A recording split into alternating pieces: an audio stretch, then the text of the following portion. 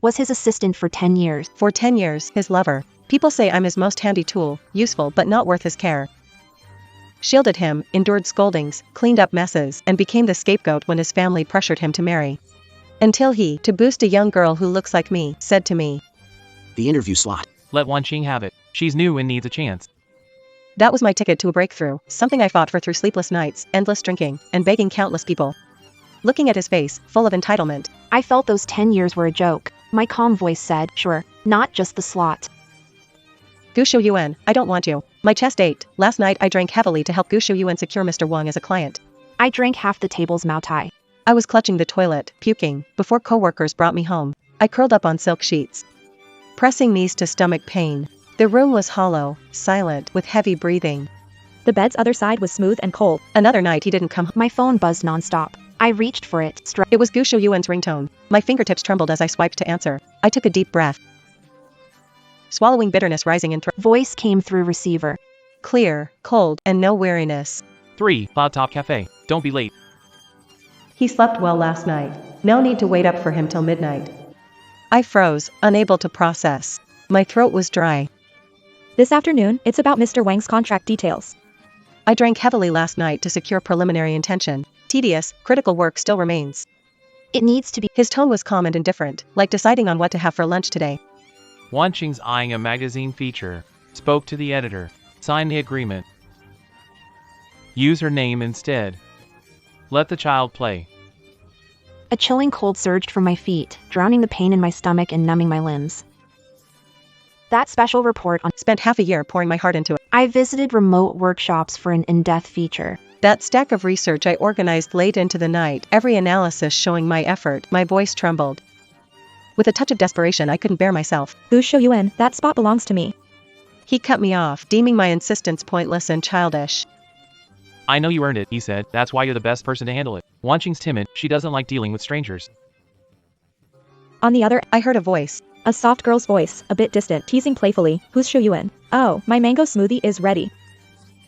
Gu Shuyuan's voice softened, carrying a hint of a smile. No one. I'll be right there.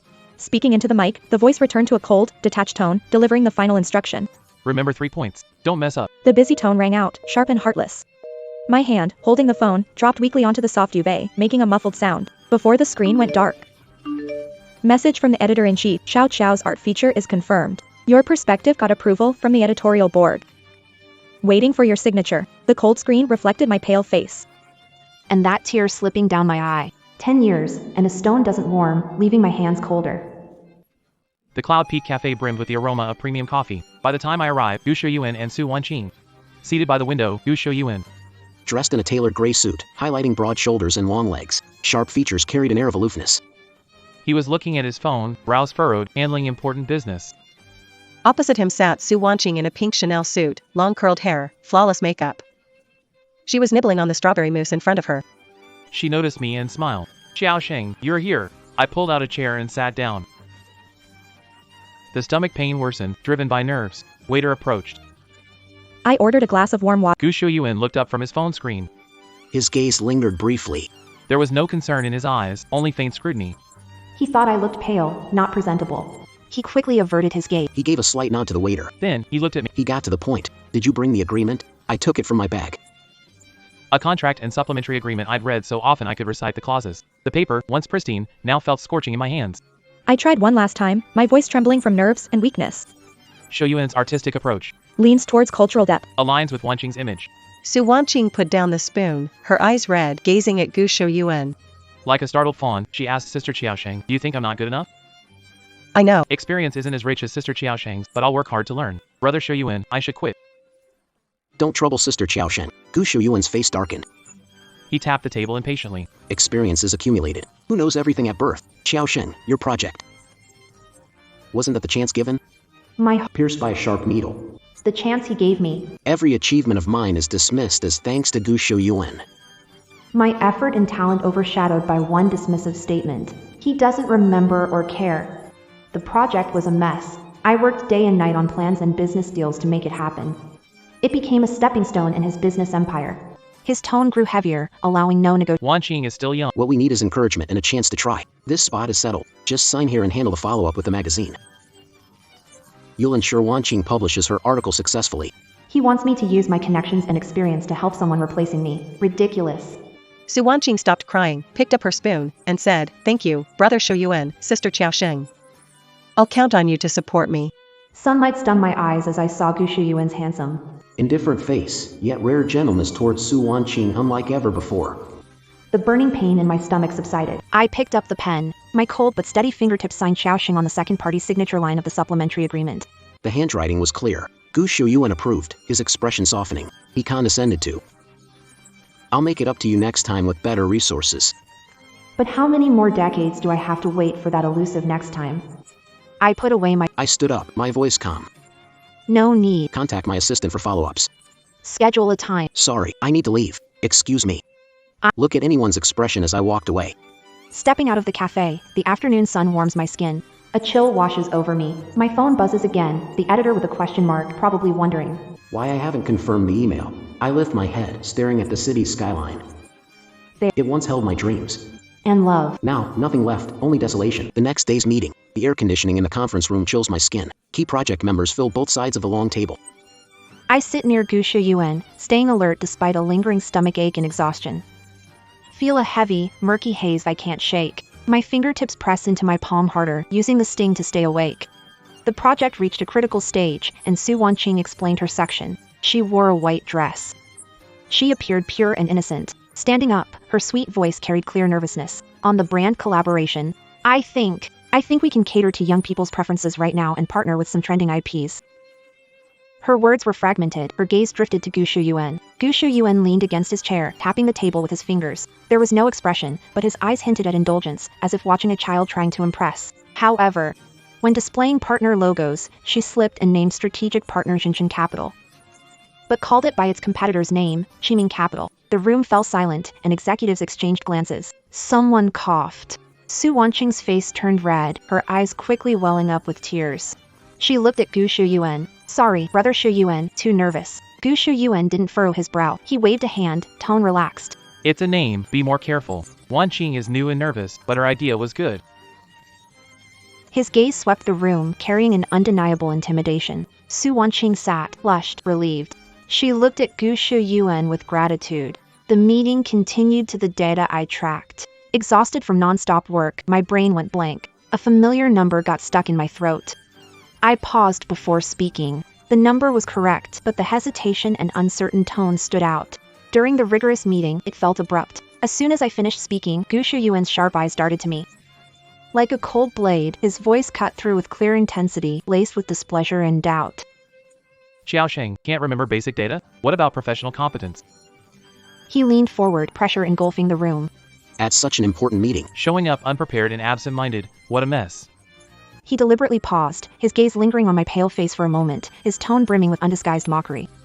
You've wasted effort on the wrong things. Wanqing, who just joined, tries her best. You've been with me for years. But you're only getting worse. Each word felt like a poisoned icicle stabbing my heart. The room fell silent, heads lowered, afraid to speak. The oppressive atmosphere suffocated me. Countless eyes burned into me, cheeks on fire. I clenched the pen, knuckles turning white, almost breaking it. Pain in my stomach surged back. A wave of nausea hit me. I bit my cheek, the metallic taste spreading, forcing myself with the pain to maintain facade of calm. Couldn't lose control, not in front of him. Realized the vast gulf between me and Su Wanqing in his eyes. His mistakes are adorable slip-ups. They deserve forgiveness and encouragement. Hint of imperfection from me is unforgivable failure. Barely making it through the meeting, I was almost the first to rush out of the room and hide in a bathroom stall, locking the door behind me. Only then I took deep breaths, trembling as my burning forehead pressed against the cold wall. It eased the pressure. I splashed cold water on my face. The person I've loved for 10 years, what I gave, and this is the result. Forced myself back to the desk. A mountain of mess to handle. My inbox had many emails, including one from a longtime collaborator, an old-school artist, about next quarter's art promotion. The project needs final confirmation. This elderly gentleman values sincerity and tradition. He prefers face-to-face or phone communication for important matters. I dialed his assistant's number. After explaining, they finally relented. They said the gentleman was satisfied with the proposal and wanted to speak with Mr. Gu Shuyuan about a key detail tomorrow. He made the final decision, noting significant progress. I sighed with relief, typed a message summarizing the gentleman's intentions. The critical timing and key points for Mr. Gu. I reminded him to free up 10 minutes tomorrow at 3. The message was sent, and the internal line rang with Gu Shuyuan's cold voice. Come in. I walked into his luxurious office overlooking the city. He stood by the window. Su Wanqing sat on the sofa with herbal tea, her eyes still red. As if wronged again, he didn't turn, voice emotionless. Xiaosheng, Wanqing has a banquet next Saturday. She'll need a piece of jewelry that can really make an impression. I remember your mom once left you an antique diamond brooch, shaped like an iris. It would go perfectly with Wanqing's new dress. My blood froze, and an icy chill spread through my body. That iris brooch was my mother's. The decent keepsake she left behind. The only proof of her love. Our family struggled when I was little, even gravely ill. She refused to sell it. On her deathbed, she tightly held my hand and placed. She told me, Xiaosheng. If you meet someone who cherishes you in the future, this will mean something. To me, it's more than just jewelry. My voice felt dry. Xu Yuan, the brooch. He turned, frowning slightly. He's not happy with my hesitation. Alone to help Wanqing make an impression. I'll return it after the party. He sounded matter-of-fact. The old gentleman valued this, believing it adds depth to Wanqing. It'll also make the collaboration go. Seeing hesitation, he frowned and said, What? Can't bear to part with. Su Wanqing set down her teacup and spoke timidly, her gaze faintly provocative. Is it something precious, Xiaosheng? If it's valuable, forget it. I don't want to make things hard for you. She turned to Gu Shuyuan, her eyes reddening. Brother Shuyuan, we should go with what the brand loaned us instead. A brand? Can that compare to the weight of a family heirloom? Gu Shuyuan cut off coolly, his gaze settling on me with impatience and a condescending tone. My secretary will send Van Cleef's new collection as compensation. Compensate? Does he think everything can be measured and fixed with money? My heart felt gripped by an invisible hand, so painful I could hardly breathe. Stared at his handsome yet indifferent face. Rage and despair drowned me. I bit my lip, nails dug into my palm as I forced out, it's in the safe. I'll bring it later, my voice distant and hollow. Gu Shuyuan seemed satisfied.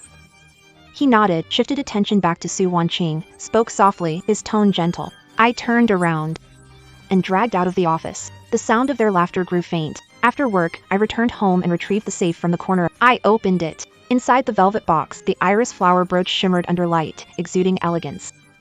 Every diamond carried the warmth of mother's gentle gaze. Trembling fingers brushed against cold metal petals. My heart clenched with pain. I took it out, handing it over, letting go of attachments from the past 10 years.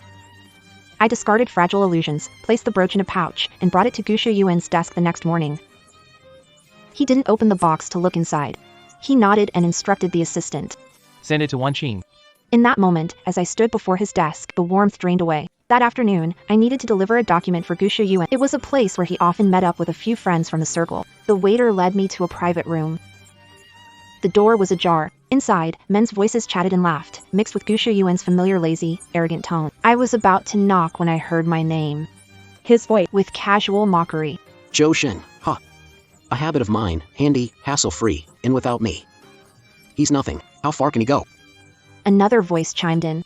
You're right, Xu Yuan. Always acting like he can't live without you. Even he scurries back quickly. Someone else joined. Exactly. He doesn't even need Xu Yuan to coax him. Yeah, it's true. He doesn't bother trying to win me over. A deafening ringing struck, drowning out their laughter. The world seemed to... It felt filled with piercing noises. I stood frozen, cold seeping through me, spreading to every part of my body. My heart felt frozen solid. Turns out I was a habit, a nothingness without him. The perseverance. Love, 10 years of dedication and endurance, reduced to the biggest joke. Even the last shred of resentment and struggle vanished. I didn't go in. I handed the file to the door attendant and left, my steps steady. When heart dies, steps stabilize. I returned to the cold and calm enveloped me. My stomach stopped hurting, and my heart unclenched. I didn't turn on the light. Guided by faint window light, I moved to the living room center, noticing furniture tied to Gu Shuyuan. The Italian sofa was chosen. The enormous installed for game nights. The wine rack, with bottles worth 5 figures. Those are his prized possessions. Few wilted potted plants on the balcony. He impulsively bought them 1 year and then left all the care to me. This place, not my home. like Gu Shuyuan's gilded cage. A more refined, more concealed cage. I walked into the bedroom and opened the walk-in closet filled with dazzling arrays. It was stuffed with the latest seasonal dresses. Bags, shoes, and most were from Gu Shuyuan, either sent by brands or purchased by secretary. based on Su Wanqing's mentioned preferences. With a piece tossed in for me. They were expensive but cold, like display items. None of them belonged to me. Gaze swept over blinding logos. I stopped at an old suitcase in the corner, the one I brought when I first followed Gu Shuyuan years ago. Dragged it out and opened. A camphor smell wafted out. Inside, There were also a few simple shirts and jeans. they were a bit worn, but very clean. I found a flat metal box holding graduation. That notebook was where I recorded my experiences when I first started in this field. This was truly my stuff, things that belonged to Xiao Sheng. I crouched down and began to sort through gowns, handbags, and jewelry. I didn't touch any. They're not mine. This glamorous life over the past 10 years was never mine. I only took lingerie, pajamas I bought myself. Finally, my eyes landed on the nightstand. A photo frame was there. Inside was a photo from years ago. In the photo, Gu Shuyuan looked young, his sharp eyes untouched by the world. He had his arm around my shoulder by the sycamore line school path. I looked at him with shining eyes and picked up the frame. Wiped the glass surface, opened the back cover, and took out the photo. The back of the photo still had his handwriting from back then, for Xiao Sheng. How ironic. I took out a lighter. The blue flame lit the photo, spreading and consuming what defined me. The smile that made my heart race and the handwriting I once treasured so much slowly consumed me. They turned into a small pile of ashes, scattered in the ashtray. I packed belongings into a suitcase and sent Gu Shuyuan a message. It's over between us. I blocked the number I'd remembered for 10 years and removed the SIM card. Snapped the phone, tossed it, and took an old phone with a new SIM card from my bag. The sky lightened. I lifted my suitcase, looked back at my home of 10 years, and felt no attachment. I left, footsteps echoing in the empty hallway. Gu Shuyuan noticed my absence 3 days later. At first, he thought I was just throwing another tantrum and would come back on my own within a day at most. He took Su Wanqing to Hong Kong and bought her a pricey diamond necklace. When he returned to Silver Coast, he dialed my number. He heard, "The number you have dialed is no longer in service." It was the first time he felt something was off. He returned to the office with a hint of frustration and found my desk eerily clean. The pen I used, the mug I drank from, even the succulent plant nurtured by the computer, were all gone. A simple printed letter remained on the desk. There were just 3 words on resignation. The printed date and signature, Zhou Sheng. Composed strokes. His face darkened instantly. He grabbed the letter, crumpled it, and smashed it to the ground. Growling, he yelled. Nonsense. Startling the assistant, who peeked in. Quickly withdrew again. He checked Xiao Sheng's punch records and saw the last update matched my departure. He sent messages, but red exclamation marks reminded him. Blocked. Anger swept over him. He was used to control my disappearance. Out of his script, made him uncomfortable. He roared at his assistant, veins bulging. Check all his contacts. Find out what he's up to. Playing games? How long can he keep it up? The assistant went to make the calls as he loosened his tie. He paced back and forth in the spacious office. Life and work started to show small, yet incredibly frustrating cracks. Important contract missing, no original, unclear which encrypted folder holds digital copy. A long-time client. Called him asking, why can't I reach Assistant Xiao? Are our agreements still valid? The afternoon meeting schedule. Chaotic due to my absence. The new secretary has no clue about priorities or details. At night, the fridge is empty and even stomach medicine is missing. These trivial things, which he never had to care about before, buzz around him like swarming persistently. Su Wanqing shows up at the right moment, proving how thoughtful and capable she is. Holding coffee, her voice is soft as a whisper. Brother Shuyuan, stay calm. Sister Xiao Sheng is too tired. Maybe she needs a break. I can handle small tasks for you. However, she helped him organize meeting minutes but made a mess of it. Took it upon herself to reply to an important email. Her immature, inappropriate wording offended the client. A few days later, she started whining. She mentioned her lonely apartment and hinted at moving to the condo near the office, meant for me. That was when Gu Shuyuan's patience ran out. He pushed away her hand as she tried to massage his temples, eyes cold. Enough. If you don't understand, just stop making things worse. Go back to your own place. Su Wanqing was stunned by his anger. Tears welled up as she felt wronged. Gu Shuyuan felt even more irritated. He looked at the tearful face before him, once fresh and charming, and thought of me. Thought I could precisely understand commands, quietly handling trivial matters. I handed him the right document or warm coffee, never causing trouble or complaints. That familiar sense of convenience and calm, now sharply absent. He quickly buried that emotion. It's a habit, he thought. Habits can be unlearned. I took advantage of his favor, causing trouble. He grabbed car keys, slammed the door, and needed a drink. He needed to regain control. City lights blurred past the car window as neon glowed, but none of it pierced the darkness in his heart. The phone buzzed in a canvas bag. A familiar name flashed on the screen. Tang Li, my college best friend, one of few who knows what I've endured all these years. Squeezed into the subway, crowded by people and smells, my hand gripping the strap turns white at the knuckles. The other hand protects the suitcase. It's been 5 days since I left Gu Shuyuan, and I've rented a room in an old neighborhood. I answered the call, pressing the receiver to my ear to block out noise. Tang Li sounded urgent. Xiao Sheng? Gu Shouyuan's assistant just called me. His tone was as harsh as it. He wants to know exactly where Mr. Gu is angry. He told you to stop and go back. What's going on? you left. The subway arrived, its deafening roar drowning out her voice. When the noise quieted down, I finally answered softly. yeah, I left. I'm not going back. Silence on the other end for a few seconds, followed by an urgent voice. You made up your mind? Where are you now? Do you have money? Want to stay with me? Questions hit me, full of concern, letting warmth seep into my cold chest. I tried to keep my voice steady. I'm fine, Lily. I rented a small, clean place. It'll do. Tang Li hesitated. Gu Shouyuan over there. His assistant seems to think you're just throwing a tantrum and will come around eventually. Xiao Sheng, do you think? I cut her off. My voice carried calmness. He won't act. He's not used to losing a tool. Tell his people I've resigned and we've broken up. Ask him not to bother me or my friends anymore. I spoke firmly. There wasn't spite or hesitation. Tang Li paused, processing my resolute tone. Got it. I'll pass the message along. Take care out there. Call anytime if needed. If you're out of money, tell me. After hanging up, the subway arrived. I was swept out with the crowd, standing in a noisy underground passage. I felt disoriented. There was a time when a call or text from me could make others rush to my side. Now, I'm another face in the crowd. Struggling for meals and next month's rent, but I can still breathe freely. This afternoon, I interviewed at a small studio I found online. It's 5 or 6 people, mainly doing promotional videos and ad campaigns for local businesses. Zhao, a middle-aged studio head, interviewed me. He looked worn out but had an honest gaze. I withheld my impressive resume. I mentioned experience. He offered a trial. The pay's poor, and tasks are tedious. I'd need to run errands and help with editing. I accepted without hesitation, walking out of the old office building, sunlight blinding. I stood by the street, watching bustling cars. I stood on the concrete of this vast city alone, no longer sheltered under wings. Suddenly, a familiar cramp hit my stomach. That I skipped lunch, hastily grabbed a piece of bread before the interview. Next to me was a fast food joint with a red sign and smell of fried food. Gu Shouyuan scoffed at places like this, calling them unhealthy and unclassy. I hadn't been to one in years. I pushed open the glass door, and the smell of air conditioning and food hit me. I ordered the cheapest meal. I found a seat by the window. The chair was hard and ketchup was sticky.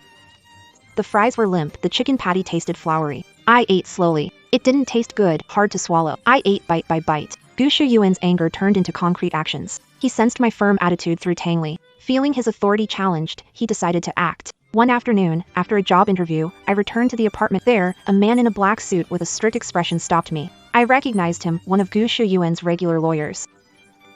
Lawyer Zhang adjusted his gold-rimmed glasses, speaking formally with an air of superiority. Miss Chiao, Mr. Gu wanted me to remind you about supplementary credit cards and investment accounts under your name. While no significant transactions occurred recently, for security, continuing this will freeze accounts.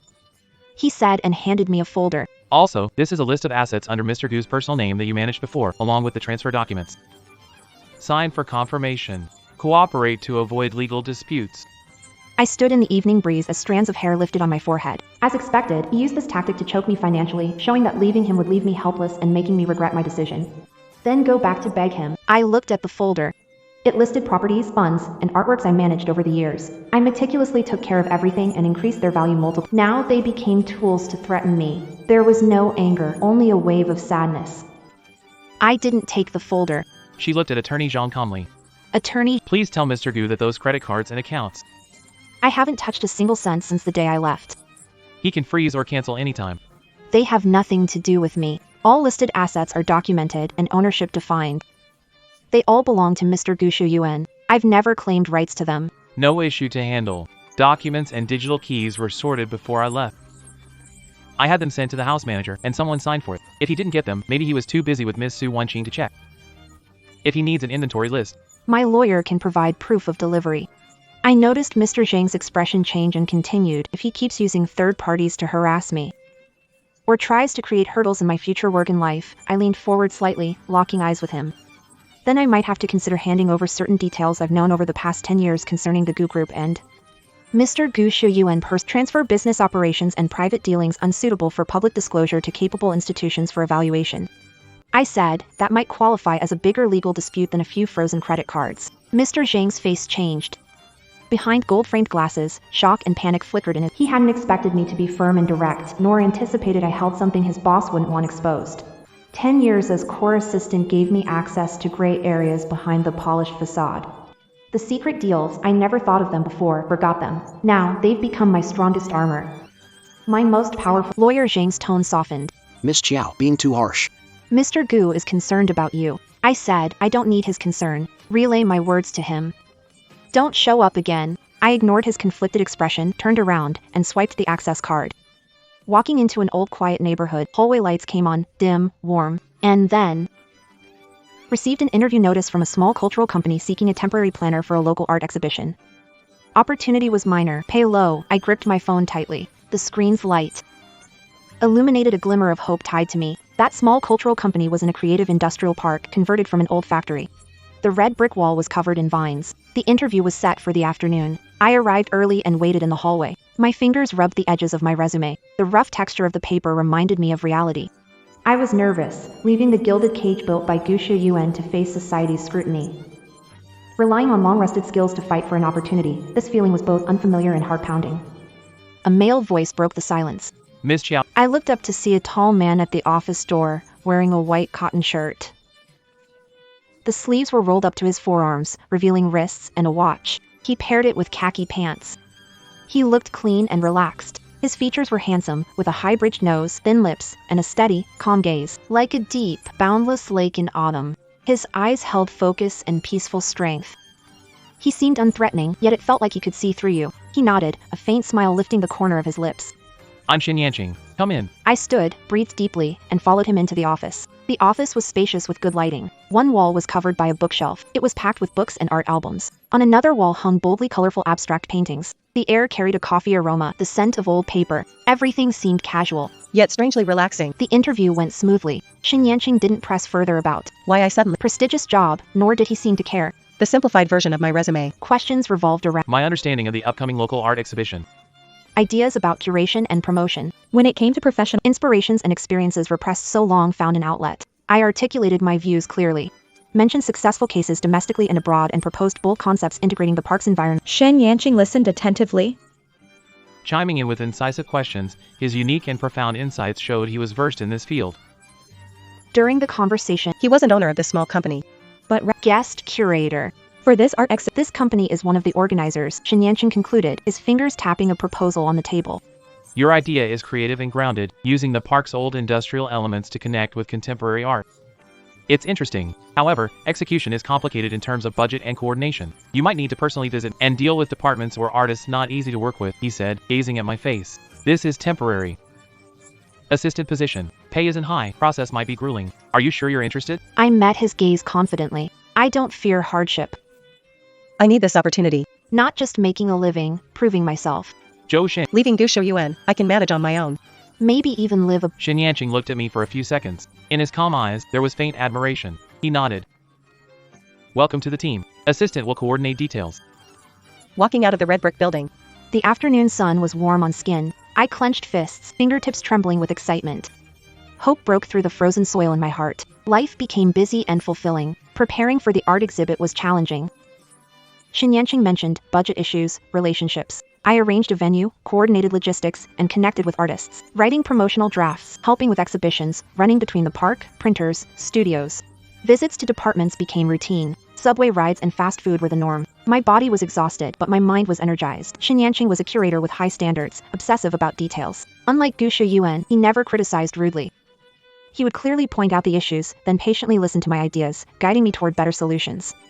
He respected my professional opinions, though I was a temporary assistant. Once, to convince a peculiar artist. Adjusted exhibit placement for better visual effect with 3 trips, extensive talks, and reported initial approval to Xin Yanqing. He stood on a ladder, adjusting the lighting on a painting. Hearing my report, he glanced down at me, sweat on his temple. His voice held faint approval. Well done. Faster than expected. The old gentleman is notoriously stubborn. I looked at him. His faint outline in the backlight showed unmistakable recognition in his eyes, stirring something in my heart. Bumped it, felt sore and swollen. Recognition based on ability, I haven't felt this in so long. Sometimes, after overtime, Li Yanqing drove me home to the old neighborhood, playing classical music in the car. We talked little, but the atmosphere was never awkward. He'd thoughtfully adjust the air conditioning before I got out. He'd say, "Get some rest." I sensed Xin Yanqing wasn't as simple as he seemed. His occasional phone calls, the names mentioned, his deep art world connections, and sharp judgment, none of these suit a regular curator. Didn't ask more questions. For now, want to do my job. Rumors reached me through Tang Li, who mentioned Gu Shuyuan's worsening temper, even making senior executives cry at the office. Cut short his Hong Kong shopping trip with Su Wanning, returned to Haicheng early, and started investigating my activities. Tang Li sounded worried on the phone. Xiaoxing, I heard Gu Shuyuan seems to know you've been busy with an art exhibition lately. His expression looks awful, be careful. Stood by the narrow window of my rented place, staring at the gray sky. Fingers tightened. Given Gu Shuyuan's personality, I knew he would never let go. He might not truly love me, he couldn't bear losing something that once belonged solely to him. Out of his control, peaceful days were ending. Art exhibition preparations entered the final phase. On setup day, the venue was filled with busy excitement. I dressed in casual clothes for movement, my hair tied back, sweat forming on my forehead. Working to double-check art placement, while Xin Yanqing was on the other side. Directing lighting technicians to adjust He concentrated, watching beams of light shining down. his profile lines flickered in light and shadow. Remarkably clear. Right then, an unusual commotion erupted at the park's entrance. Several black luxury cars, clashing conspicuously with the artistic vibe of the area, aggressively drove straight in and stopped abruptly at The car doors open. first to step out. Route. A group of men in black suits, resembling bodyguards. They cleared the onlookers. Gu Shuyuan stepped out of the car, dressed in a tailored suit, his expression serious. Oppressive air of cruelty and hostility. His hawk-like gaze swept over the chaotic setup before locking onto me. In that moment, the air froze. He walked toward me, his shoes striking the concrete. A dull, The surrounding noise seemed to vanish instantly, and all eyes Were drawn toward me. I stood frozen, holding a list of exhibits. My fingertips felt slightly cold. The familiar twist in my stomach returned, but I forced myself to stand tall. And his blazing gaze stopped in front of me. His voice was dangerously low, carrying a storm-like tension. Zhou Xing, so you are here. His eyes swept over me aggressively, taking in the dust-streaked casual outfit. My face, flushed from busyness. Beaded with sweat. The contempt in his eyes was tangible. He let out a cold laugh, full of sarcasm. Dressed like this, in a chaotic place, doing menial work, this is the path you chose after leaving me, huh? I felt the stares, burning and piercing, a wave of embarrassment and humiliation washing over me. But soon, crushed by a stronger surge of anger. I tried to keep my voice. Steady. My heart was pounding like a drum. Mr. Gu, I'm working. Setting up the exhibition. It's not convenient to entertain. Please leave. He, It was as if he heard the biggest joke and raised his voice. loud for everyone nearby. Hear clearly. Work? You call this work? What you're— Is running errands at a low-grade exhibit. Xiaoxing, you're going backward in life. He stepped closer. The forceful aura felt suffocating. Come back with me. Stop embarrassing yourself. As He reached out to grab my wrist. I stepped back. dodging his touch. This action enraged him. He shouted. His gaze turning terrifying. Xiaoxing, don't test my patience. Come with me. Or else. A calm yet commanding voice. cut in. Or else what? Xin Yanqing appeared, stepping beside me, half a step ahead, perfectly blocking Gu Shuyuan's glare. My eyes locked. There was no expression on his face. He looked at Gu Shuyuan calmly, but his steady eyes carried undeniable pressure. Xin Yanqing's calm voice echoed in the quiet room. Mr. Gu, this is a workplace. Final preparations for the opening are underway. Intrusion is disrupting work and inappropriate. Gu Shuyuan's gaze finally shifted from me to Xin Yanqing. The two men faced off, and the atmosphere instantly turned tense. Gu Shuyuan narrowed his eyes, sizing up Xin Yanqing with sharp hostility. You're the curator? You hired her? Xin Yanqing responded steadily, completely ignoring the insulting tone in Gu Shuyuan's words. Miss Xiaoxing is an assistant hired by our team. Her work is outstanding. We're busy, so if you have no official business, Mr. Gu, we can't entertain you. His sight bypassed Xin Yanqing and locked onto me. My business is bringing her back. Xiaoxing, I'll ask you one last time. Are you coming with me or not? His entitled attitude ignited. The pent-up anger and rebellion. Took a deep breath, stepped out from behind Xin Yanqing. I said, Gu Shuyuan, listen. My voice wasn't loud, but icy calmness. Made it clear and powerful. Everyone heard it. I am not yours. From the moment you chose Su Wanji Took away my project. to when you publicly humiliated No longer that person. Saw Gu Shuyuan's expression. Seemed shocked, didn't expect this to happen. I tore things apart in front of so many. I went on, every word cold as ice. Earning a living with my skills. It's tough but honest. I think it's great, not shameful. Shameful is you, Gu Shuyuan. I stared into his eyes, which shifted from shameful is using a woman's belongings to please another woman. Clueless to think I, Xiaoxing, can't survive without you, Gu Shuyuan. Finished in one breath. My chest rose and fell from agitation, but I stood steady. The place fell silent. Workers stopped what they were doing. Gu Shuyuan's face shifted from red to white, emotions visible on his features, twisting them until they looked distorted. He had likely never been humiliated publicly before, especially by me. He raised his hand to point at my fingers trembled. Xiaoshen, just wait. The terrifying look was menacing, but he couldn't say another word under the scrutinizing gazes around us. He gave a vicious glare, stormed out of the exhibit hall with his bodyguards. The roar of engines sounded as they sped away. The convoy vanished in dust. As the noise faded, strength drained from my body, making me sway. A dry hand caught my elbow in time, steadying me before letting go. Xin Yanqing's voice beside me remained calm, And yet, with a hint of concern. are you alright? I shook my head, smiled faintly. I'm fine. Apologies, Professor Shin, for the trouble. Xin Yanqing watched Gu Shuyuan leave, his gaze cold. Not the trouble. Get back to work. He turned, clapped his hands, and his voice regained steadiness. Alright, everyone, minor incident. Let's stay on schedule and keep going. The tense atmosphere on site began to ease. I stood frozen, my heart pounding wildly. It's over between Gu Shuyuan and Gu Shuyuan's abrupt intrusion and his messy exit were like a stone dropped into a calm lake at the bustling exhibit setup. It caused ripples soon overshadowed by the work ahead. The workers whispered briefly but got back on track under Xin Yanqing's command. Some gazes carried curiosity, but I ignored them. The confrontation with Gu Shuyuan drained my courage. Now that the tension eased, I was left feeling a wave of hollow fear, my palms cold with sweat. My fingers tremble, and my stomach ailment acts up. I force myself to focus and check the list. I direct workers, adjusting the light box, but my attention slips. That cold, ruthless look from Gu Shuyuan, the memory flashes in my mind. Xin Yanqing's voice breaks the silence beside me. I don't know when he walked over. Adjust the light reflection angle by 15 degrees. He's pointing at the light box, talking to workers in a calm tone, as if the intense confrontation never happened. He turns his head, gazes at my face briefly, and softens his voice. Can you hold on? He asks. His voice is low, enough for the two of us to hear. I take a deep breath, swallowing the lump in my throat and discomfort in my nod firmly. He doesn't say anything comforting, just hands me a bottle of water.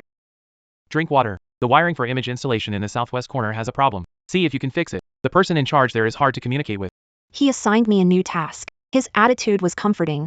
What I need is work. Recognition, not sympathy. Took the water. The icy touch cleared my mind. All right, I'm on it. I twisted the cap, took a sip, suppressed nausea, and walked toward the southwest corner. For the next few hours, I was jogging the entire time. Xin Yanqing moved through the exhibit hall and showed up wherever coordination was needed. With concise decisions, he resolved conflicts and kept things smooth. His presence was an anchor, bringing order to chaos. The room buzzed, but our eyes occasionally met across the noisy crowd. He would either slightly nod or glance towards something needing attention. A wordless understanding quietly grew between us. By nightfall, most of the setup was complete. Lights in the exhibit hall turned on one by one. Installations, paintings, and sculptures came alive under crafted lighting, delivering a breathtaking impact. Workers started packing up and the hall fell silent, with faint beeping of equipment. I stood at the center of the exhibit, glancing around. The air carried a hint of turpentine, wood, and electronics. A deep sense of accomplishment enveloped me. I did it. In a world without Gu Shuyuan, I tackled the challenge alone. Xin Yanqing's voice came from behind. Almost done. He had taken off his outer shirt, wearing a white t-shirt. His bangs were damp with sweat, falling loosely, softening aloofness and adding warmth. He held 2 coffee cups. He handed me one. Good work. I thanked him, taking the cup. The warm paper cup touched my fingers, and the aroma filled the air. It brought comfort. We stood side by side, sipping coffee, observing beauty born from chaos. Xin Yanqing suddenly spoke up. Incident won't affect exhibition opening. I tightened my grip and turned to look at him. He wasn't looking. His eyes stayed fixed on the exhibit. The light softened his profile. He continued, unexpected situations occur anytime. The final result matters. Ability to handle problems. He paused, then turned to look at me. You did great today. It felt like something scorched my heart, and warmth rushed to my eyes. I lowered my head. I hid it by sipping coffee. It feels good to be acknowledged. He tossed the empty coffee cup into the trash and said, I'll take you home. The opening is There's a tough battle. Sliding into the car, exhaustion swept over. I leaned back against the leather seat. My eyelids felt heavy, barely staying open. Outside the window, city lights blurred into streaks of brilliant colors as they sped. Drowsy, I sensed the car slowing. Opening my eyes, I saw we had arrived at the gate of the old neighborhood I rented in. Xin Yanqing said, We're here. I replied, Thank you, Mr. Shin, then rubbed my eyes and unbuckled the seatbelt. He called out to me. I froze and looked at him. In the dim car light, his eyes appeared deep. He stared straight ahead. His tone was calm and, If you encounter trouble in the future, like obstacles at work or harassment in life, let me know. My heart skipped a beat, and I looked at him, but he had already stepped out of the car, walking around to open the door for me. There wasn't a hint of hesitation, as if that sentence had been only— The night breeze swept in. I got out of the car, stood outside, and watched him return to the driver's seat. I spoke up. My voice was hoarse. Thank you for today, Mr. Shin. Through the car window, he looked at me, streetlight. He didn't say a word, just curled his lips into the faintest smile before rolling up the window and starting the engine. The car drove smoothly into the night. I watched the taillights disappear, frozen in place. This quiet understanding moved me more than lavish words ever could. The night breeze lifted my coat. It carried a slight chill, but my frozen heart began to thaw gradually. The art exhibition's opening night was a success. The once remote industrial park buzzed with life due to effective promotion. Several prominent artists drew a large crowd of media and art enthusiasts. The exhibition hall was packed with visitors. I wore a black dress bought with my first paycheck, weaving through the crowd. Shin Yanqing, one of the curators. One main focus of the event. He donned a gray suit, making him look upright and charming. He moved among guests, composed and graceful, drawing many to gather around him. I went to the drink station for a wine refill and ran into Shin Yanqing, who was resting and engaged in conversation. Renowned art critic Chen Kai said, "The way you've approached the exhibition's public themes is quite clever, especially the reuse and transformation of industrial relics in the park. It balances local relevance and international perspective. Yanqing, your sharp eye is impressive."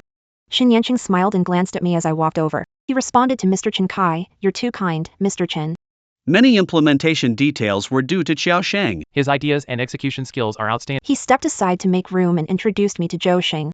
This is Mr. Chen Kai. Then he turned to Chen Kai and said, This person is a key contributor to our exhibition. I never expected Shin Yanqing would introduce me to such a prominent senior in this way, using such affirming words.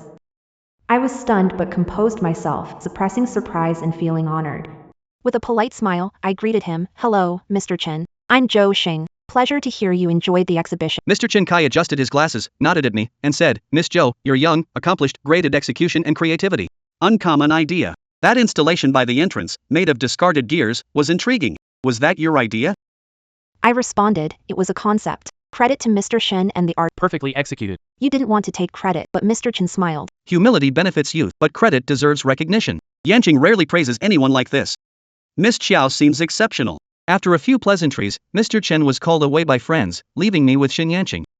Silence settled between us. The drinks area was quiet. The noise from the exhibition hall was muffled, like behind a glass wall. Faint sound in distance. Shin Yanqing spoke, voice calm and— I see your contributions. Your credit remains yours. I raised my head, meeting his piercing gaze. Exhibition lights flickered on and off his face. His tone was incredibly Yet it carries power. It struck my heartstrings. Being acknowledged felt strange and intense, almost overwhelming. I lowered my head, staring at my shoes. My voice was strained. I was doing my job. He said, even within duties, there's a difference between doing it adequately and exceptionally well. You belong to the latter. I hurried over, whispered in his ear. He frowned, nodded, and said, Excuse me, there's an investor over there. I approached to say hello and said, You're busy. Watching his tall figure depart, I leaned against the beverage counter, my heart pounding from that brief conversation. Heart pounded violently, palms sweaty. Just then, my phone vibrated in my bag. WeChat message from Tang Li. Xiao Shang, guess what I heard? Gu Xiu Yuan this afternoon. At an industry party, got drunk and argued with someone. Because they mentioned your exhibition and Shin Yanqing. It caused a scene. His assistant dragged him away. My God, is he losing it? My gaze froze on the screen, a chill spreading through my fingers. A fight at a party, caused by me and Shin Yanqing. Picturing Gu Xiu Yuan's possible outburst in fury sent a shiver crawling up my spine. He won't let go, will he? Didn't get his way at the gallery, so now venting rage elsewhere. That cold, snake-like gaze fixating on me is back. The fleeting warmth and ease moments ago swept away by the weight of reality. I put my phone down, took a breath, and tried to suppress unease. I won't let Gu Xiu Yuan affect me. I must stay grounded. Straightening my back, I turned to return to the exhibition hall and nearly bumped into a chest. Shin Yanqing stood behind me with 2 glasses of champagne, watching. Fell on my face, unable to mask my emotions. His deep eyes flickered with curiosity. He asked, his voice lower. What's wrong? Shin Yanqing's return and low-toned question caught me off guard. His penetrating gaze could see through the fragile calm I managed to put on. Instinctively, I tightened my grip on my phone, the cold stinging my palm. I lowered my head, avoiding his probing eyes. I tried to hide dryness in my voice. Tired. Too many people tonight.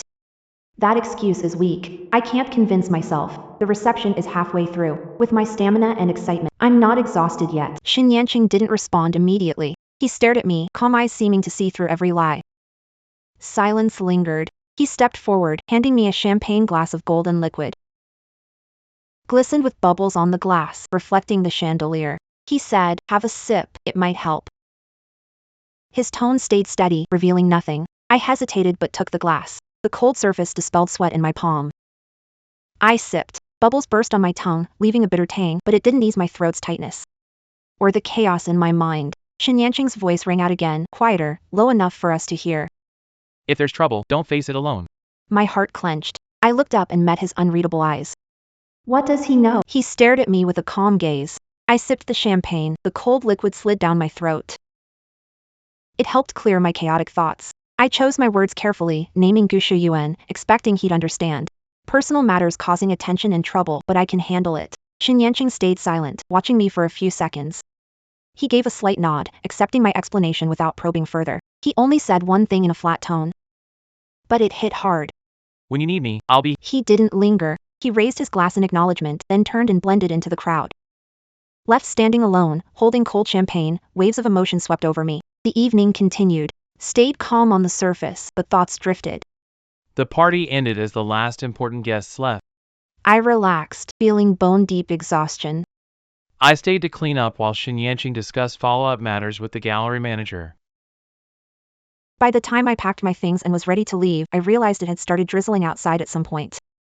The night wind blew, damp and chilly, carrying late autumn's bite. At the gallery entrance, rain-slick ground reflected lights. I hesitated, deciding whether to dash through rain for a cab or wait until the rain eased up. A jacket smelling of pine was draped over my shoulders. I turned around. Shin Yanqing stood behind me unnoticed, wearing a white dress shirt with 2 buttons undone. Her collarbone was clearly visible. Rain dampened some strands of her hair, softening her usual rigor. She seemed more laid back, relaxed. He spoke. Put it on. The rain's cold. My car's over there, can give you a ride back. I wanted to refuse. Taking off the warm jacket, I said, "No need, Mr. Shin, no trouble. I can take a cab myself." He stated the facts, his hand deliberately resting on my shoulder as I moved. The grip was gentle.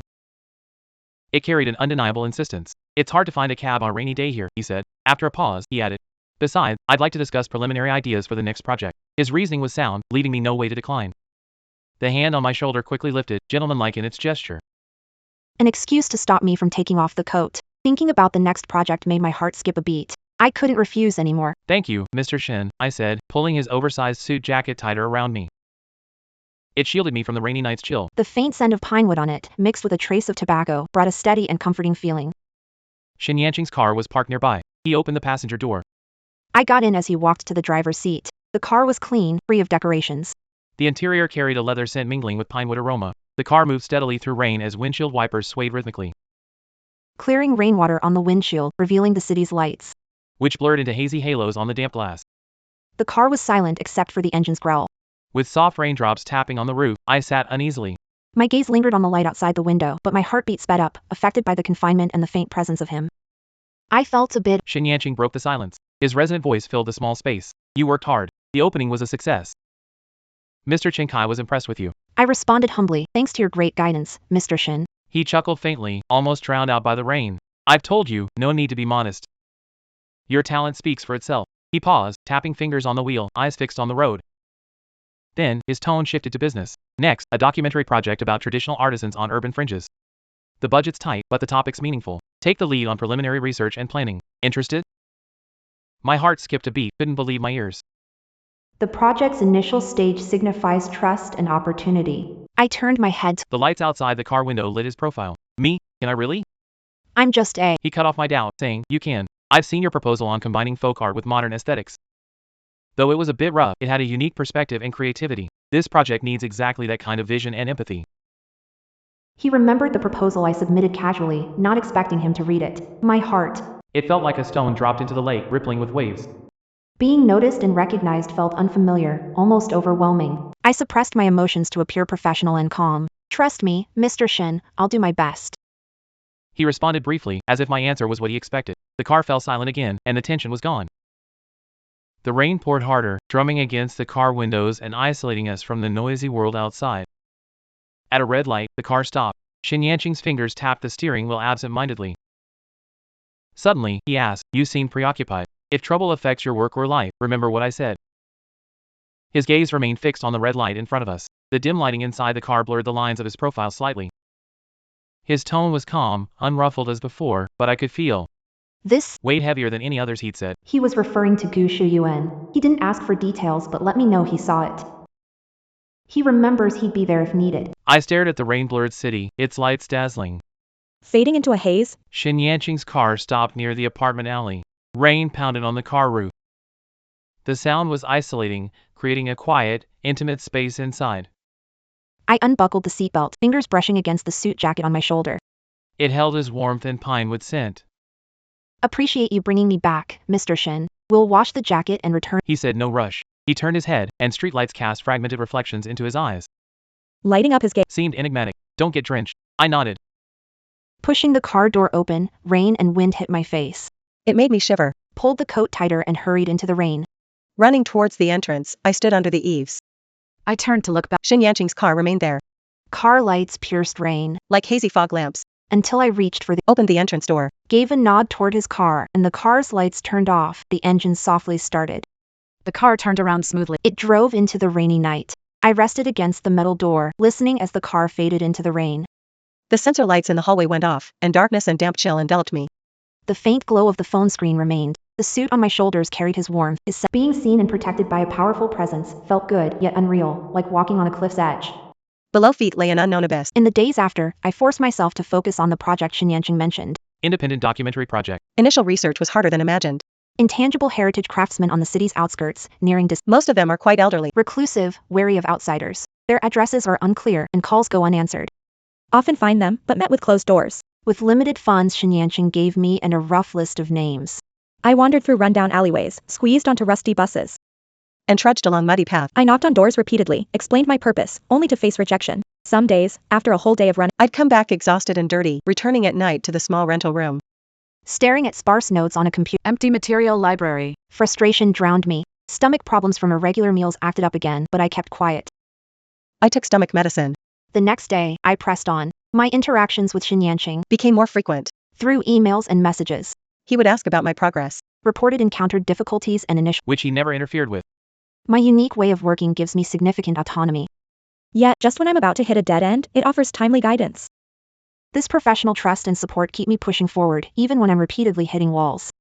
Between us, there's an efficient synergy that reassures me, making the fleeting moment of intimacy in the car feel like an illusion of a rainy night. Fleeting illusion. Until a week, On a cold, dreary afternoon, in the northern part of the city, in a soon-to-be demolished, searching for Li Shouqing, skilled in traditional tie-dye. The address was hard to find, and after wandering for ages, I stumbled upon him among crumbling walls. found a rundown house. Knocked until an elderly man with gray hair and a hunched back appeared. He cracked the door open, eyes cloudy. Speaking with a local accent. Communicating was hard. I explained why, He just kept waving me off. muttering he couldn't understand, nothing to see, shutting, I braced the door and explained the purpose of the documentary. hoping to. Beautiful memories before disappearing. He understood a little. His attitude softened slightly. He hesitated. Sounds of hurried footsteps and shouting came from behind. A group of men in black security uniforms Holding batons. stormed over. They began driving away. Onlookers nearby. A man with a scarred face shouted. Move along. The place is about to be cleared. He pointed at Li Shouqing. What are you two doing here? If you've got no business, don't loiter. Li Shouqing, pale with fear, tried to close the door. I blocked the doorway, explaining, we're here for a culture survey. The old man agreed, but this guy was impatient. He cut me off. Survey? What survey? This place is about to be demolished. No unauthorized personnel. He shoved me and barked, get lost. Stop asking trouble. His actions were rough and forceful. I stumbled backward and twisted my ankle. A piercing pain shot through me. I cried out, sweat soaking my forehead. That man showed no intention of stopping. He became overbearing, stepping closer. Trying to frame me? I barely touched you. Leave now, or I'll get nasty. Li Shouqing slammed the door shut with a bang. Helpless and with my ankle throbbing, panic overtook me. These men were from the demolition crew, violent and unreasonable. As I endured the pain and fear, Stand up and confront them. a cold and commanding voice suddenly rang out nearby, asking, what are you doing? I looked up. Xin Yan, Dressed in a dark coat, appeared at the broken alley's edge. The drizzle dampened his hair. Stood tall and stern, walking towards us, radiating authority that clashed with the chaos.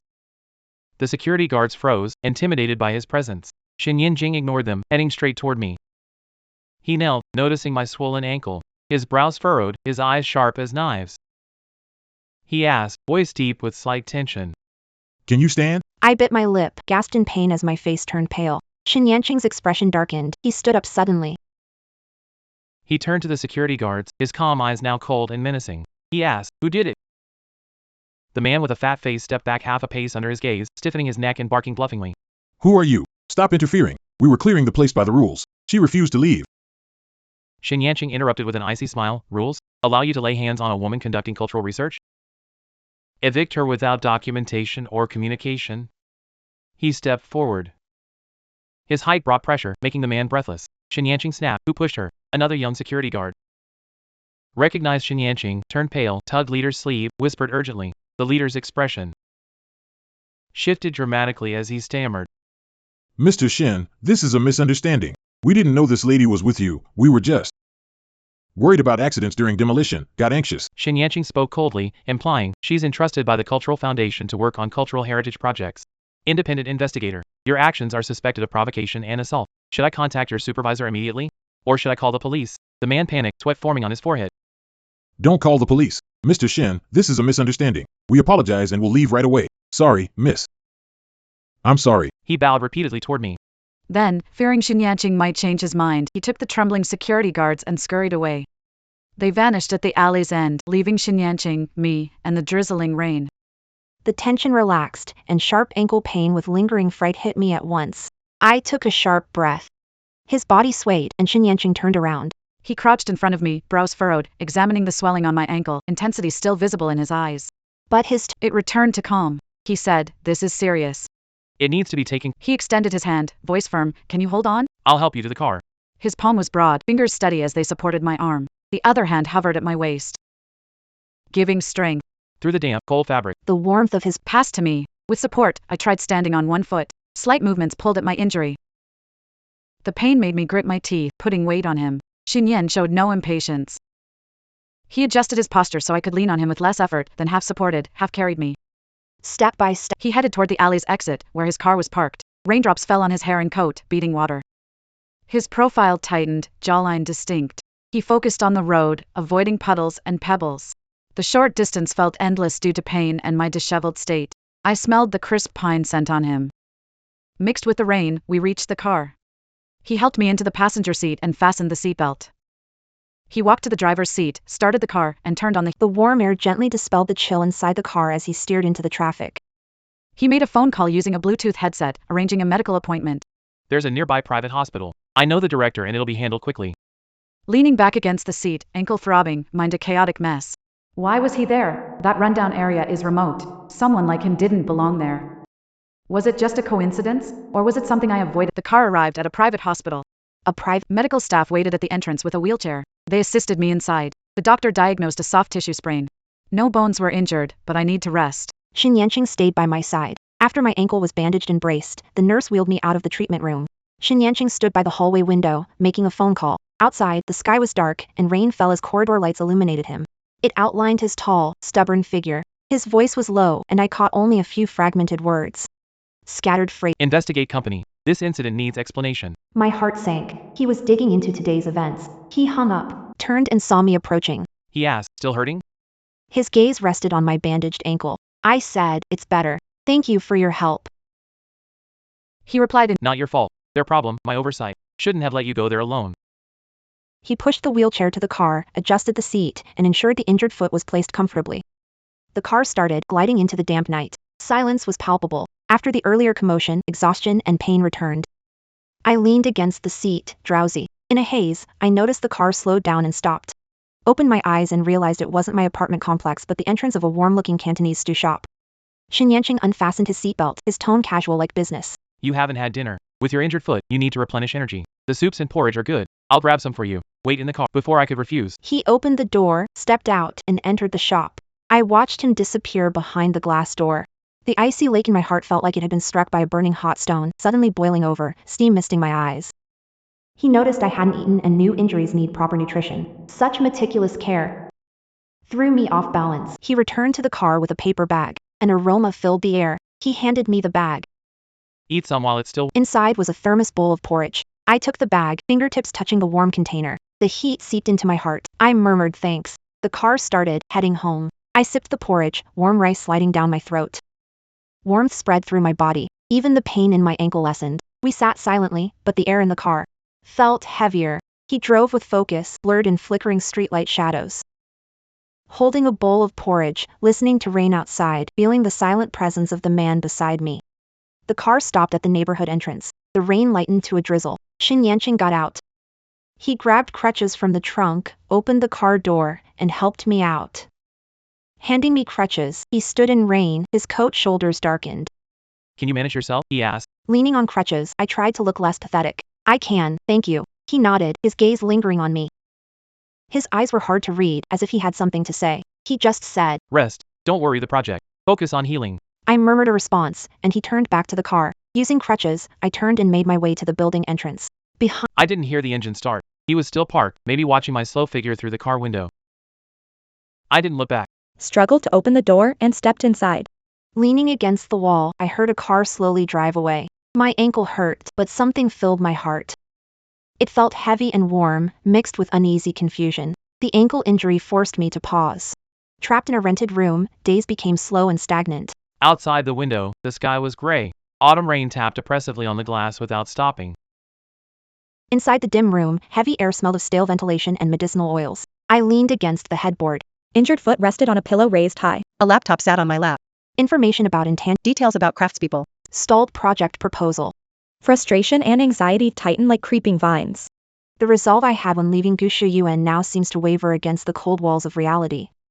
Living independently is harder than I imagined. I don't know how long these savings will last. If the project shows no progress, Shin will he keep me as temp assistant? A knock came then. Light but firm. Measured and I froze for a moment. Who could it be at this hour? Tangley has a key, and landlords don't show up unannounced. Leaning on crutches, I made my way to the door. I peeked through the peephole. My heart skipped a beat. Shin Yanqing stood outside, wearing a dark trench coat with damp shoulders from the rain. The color seemed darker. He held a heavy paper bag. On was the logo of a well-known bookstore. He tilted his head, gazing at the gray sky through the hallway window. His profile looked somber in dim light. There was a certain quiet loneliness. Yet somehow Gives a sense of stability. I take a deep breath. Suppressing astonishment, trace of panic, opened the door. I ask uncertainly, Mr. Ishin? He turns his head. His gaze falls on my cane and bandaged ankle. His eyebrows knit briefly. He speaks in a calm tone. I remembered you're not very mobile, so I brought some books for your research. He hands over the heavy paper bag filled with thick, bound books. On folklore, handicraft history, and rare works on traditional techniques. these are the materials I need but are hard to obtain. As I take the paper bag, my heart feels full. Feeling tightness in my throat, I said, This bookstore is in the opposite direction of the old neighborhood. He responded lightly, Gaze drifting past me to the small, shabby room behind. Eyes paused on the cluttered table by the window, piled with documents and medicine, but his expression didn't betray any reaction. When he looked back at me, he asked, How's your leg healing? I quickly replied, wanting to show I wasn't useless. Much better. I'll be walking normally again soon. He nodded. No rush. Health comes first. Project timeline can be adjusted. Another brief silence. The sound of rain on the curtains grew clearer. He showed no urgency to leave or suggest coming in. He stood at the door, lowering his head to see my expression, creating a faint sense of pressure. I tried to break the awkward tension. Do you want to come in, have a seat, or a glass of water? I regretted it. How could I host him in this cramped place? He shook his head, scanned the room, and focused on the table by the window with a half-eaten bag of toast and a bottle of mineral water. Have you had dinner? I hesitated. My fridge was empty, and I'd planned to wait for the rain to lighten before ordering takeout. My hesitation gave the answer. Shin Yanqing took out his phone and tapped a few times.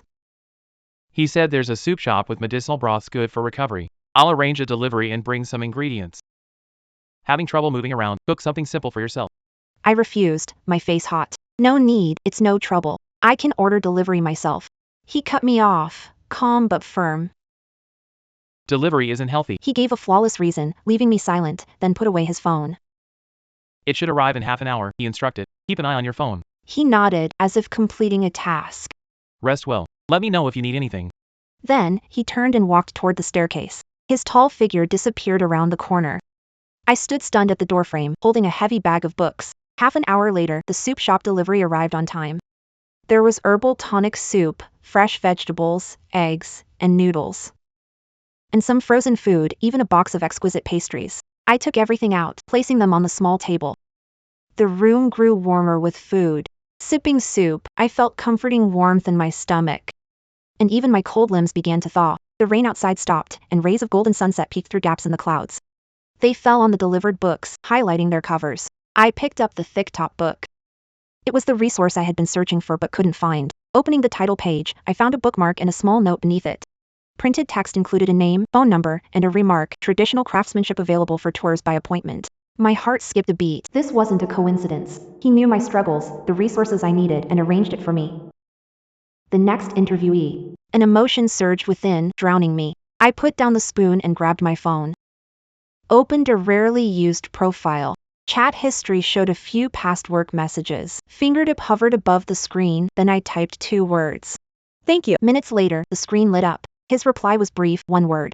Yeah. No emojis, no conversations. Outside, the sunset faded and nightfall arrived. Warm light filled the room. I sat under the lamp, flipping through books, stomach warmed by soup. I knew Gusha Yuan's shadow lingered and the road ahead remained tough, but on this cold autumn night, I felt like I wasn't alone. That feeling was dangerous yet alluring. With Shen Yanqing's near forceful care and feeding, my foot healed faster than expected, though walking still felt a bit uncomfortable. I no longer needed a crutch and reconnected with Li Shouqing, the old expert in traditional tie-dye techniques. He had gone through some effort. With contact info of weaving master from Shen Yanqing's note and rare pattern albums he provided.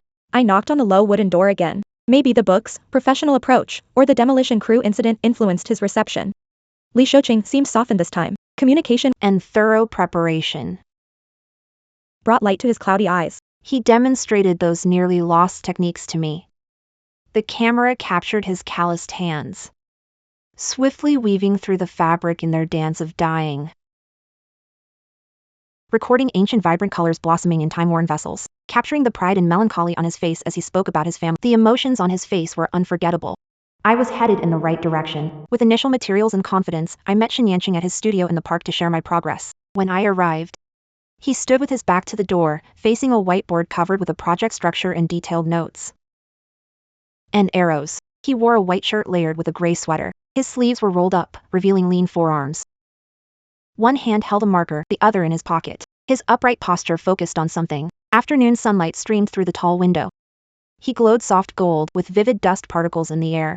I stood in the doorway, entranced, reluctant to disturb the scene. Sensing my presence, he turned. When our eyes met, a flicker of light appeared in them. He regained his composure. He put down the marker. His gaze fell on how I walked. He asked if my foot was better. I walked over and handed him the organized materials and a short rough-cut video clip. Pretty much healed. It doesn't affect work. Mr. Shen, here are some preliminary research findings and a rough cut. He plugged the USB drive into the computer and gestured for us to watch. In the small office, the sounds were the hum of the computer fan. Standing beside him, I could clearly smell a crisp scent of pine on him, mixed with sunlight and paper. I was nervous, watching his reaction, trying to read his thoughts on this work. The video finished playing. He was silent, fingers tapping the desk. My heart climbed. Then he spoke. His voice steady. Perspective is great. Emotions captured well. Close-ups of hands, details, expressions are powerful. He paused, turned his chair to face me directly, eyes showing professional scrutiny as he spoke. The narrative flow needs clarity. Emphasize pain points more, and use background materials boldly. Those documents you found. Break fragments into subtitles or voiceovers to add depth. He calmly highlighted key issues. I nodded quickly, feeling a burst of clarity as his insights shed a light on everything. Understood. Thank you, Professor Shen. I'll make adjustments immediately. No rush, he said. He stood, approached the coffee machine, and operated it easily. Want something to drink? He asked. An Americano is fine, thank you, I said. He brought 2 cups of coffee, handed me one, and sunlight filtered through the glass. Amber light reflected as we sat across the desk. The atmosphere seemed more relaxed than before. He asked about my progress contacting Li Shouqing. I explained the situation, noting the party was hesitant and declined appointments. Shen Yanqing paused, He said, this man is reclusive and disdainful of commercial disturbances. He raised his eyes, gaze on my face. He said, I can go with you. I was slightly taken aback. Go with me? This went beyond the scope of work for an investor or curator. I instinctively declined. Wouldn't that take up too much of your time? Could try other ways, he interrupted me. I value this project. Early reputation building is crucial. FaceTime, it'll be more effective if I step in. I murmured, holding the coffee cup as heat tingled at my fingers. Thank you, Mr. Shen. Just then, his phone on the table lit up, multiple WeChat messages popping up. It was far, so I couldn't see them. That pink cat avatar, a cold needle, piercing my line of sight. My breath hitched slightly. I turned to the window, pretending I hadn't seen anything. My heart felt gripped tightly. Of course, how could I forget? Shin Yanqing could never lack beautiful women around him. Maybe this attention isn't exclusive to me, it's just his gentlemanly demeanor or a calculated investment in someone useful. The bitterness spreads on my tongue. Shin Yanqing glanced at his phone, swiping away the notification without planning to reply immediately. He looked up at me, his usual tone. He said, all right, it's settled. Once the time is set, my assistant will inform you. His demeanor remained unchanged, indifferent to those messages. I refocused on work. Got it, Mr. Shin. We continued discussing some project details, but I was clearly distracted, the earlier excitement fading quite a bit. When I left the studio, the sunset was ideal. The golden glow bathed the entire park, yet I felt cold. Shin Yanqing walked to the gate. His car was parked nearby. He asked routinely. Need a ride back? I came up with an excuse to decline. I needed time alone to sort my thoughts. No, thank you, Mr. Shin. Planning to grab something nearby. He glanced at me, didn't insist, and just nodded. He said, be careful on your way. I looked, Turned around. walking toward the black sedan, his upright silhouette stretched into a long shadow under the sunset, calm and composed. Still carrying that calming strength, I turned and slowly walked in the opposite direction. The phone in my bag buzzed. It was a message from Tangli. Big news about Xiao Sheng. Gu Shuyuan and Su Wanqing may have had a fight. Heard it happened at a private club. Su Wanqing cried, threw a tantrum, but Gu Shuyuan left her and didn't care. This has never happened before. Didn't he always dote on her? Do you think he's realized how amazing you are? I stared at the words bouncing on the screen, a smile tugging at my mouth. Come to his senses? It's his possessiveness flaring up, angry and unwilling to accept losing something familiar. Whether he sees my worth or not, it doesn't matter. I put away my phone and took a deep breath in the evening breeze. The road ahead is still long and tough. Relying on anyone is the dangerous illusion. Ultimately, only I can rely on myself. The night before meeting Mr. Li Shouqing with Shin Xianqing, I barely slept. I wasn't nervous about the meeting, but Tangli. She sent evening messages, like bombs dropped in deep water. They sent giant waves crashing into the calm lake of my heart. Staring at the screen, I muttered, told you Gu Shuyuan seemed off. He came looking for me. He got my new number and called. His tone was terrifying. He asked what you're doing now and who you're with. He sneered, saying he knew you were climbing the ladder, acting capable, and said you'd better think it through. Shin Yanqing never lacks women around him. To him, you're just a novelty, a fling. Don't let him use you and make you count them. Every word carried Gu Shuyuan's cold breath, piercing and gripping my breath. I tossed all night. By morning, dark circles hung under my eyes, and my pale face looked dreadful. Patted my cold cheeks and forced myself to pull it together.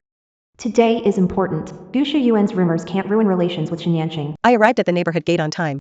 Opening the car door and sitting inside, I tried to seem fine. He started the car, glancing at my face. Flat tone.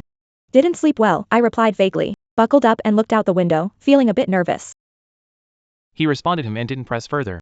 Classical music filled the car. He was quieter than usual. The lines of his profile looked cold and sharp. Li Shouqing's studio was in a rundown part of the west side, near the urban-rural junction. The car twisted and turned, Stopping at the entrance to an wide enough for a single car. We got out of the car. The air carried dampness of old houses and a faint smell from distant factories. Shin Yanqing dressed casually today. A dark linen shirt. And trousers, but his refined demeanor felt out of place in the messy environment. Completely mismatched. He glanced at the navigation. Looked at narrow alley scattered debris, uneven ground. He barely furrowed his brows before naturally saying to me, stay close to me. He took the lead into the alley. Broad back, steady steps reassured me. However, that sense of security was soon shattered. We followed the address to an old house with a lace-weaving signboard. Before knocking on the door, from a nearby corner, a figure sprang out, accompanied by a sharp female voice. The voice shrieked, "Shou Yuan! See? Told you they'd come here. They really showed up." I froze on the spot. I turned my head sharply. Su Wanning stood there in a bright pink suit, out of place with the surroundings, a smug smile on her face. She clung to someone's arm. Gu Shuyuan stood there, dressed in a sharp black suit, like he'd just come from a high-level meeting.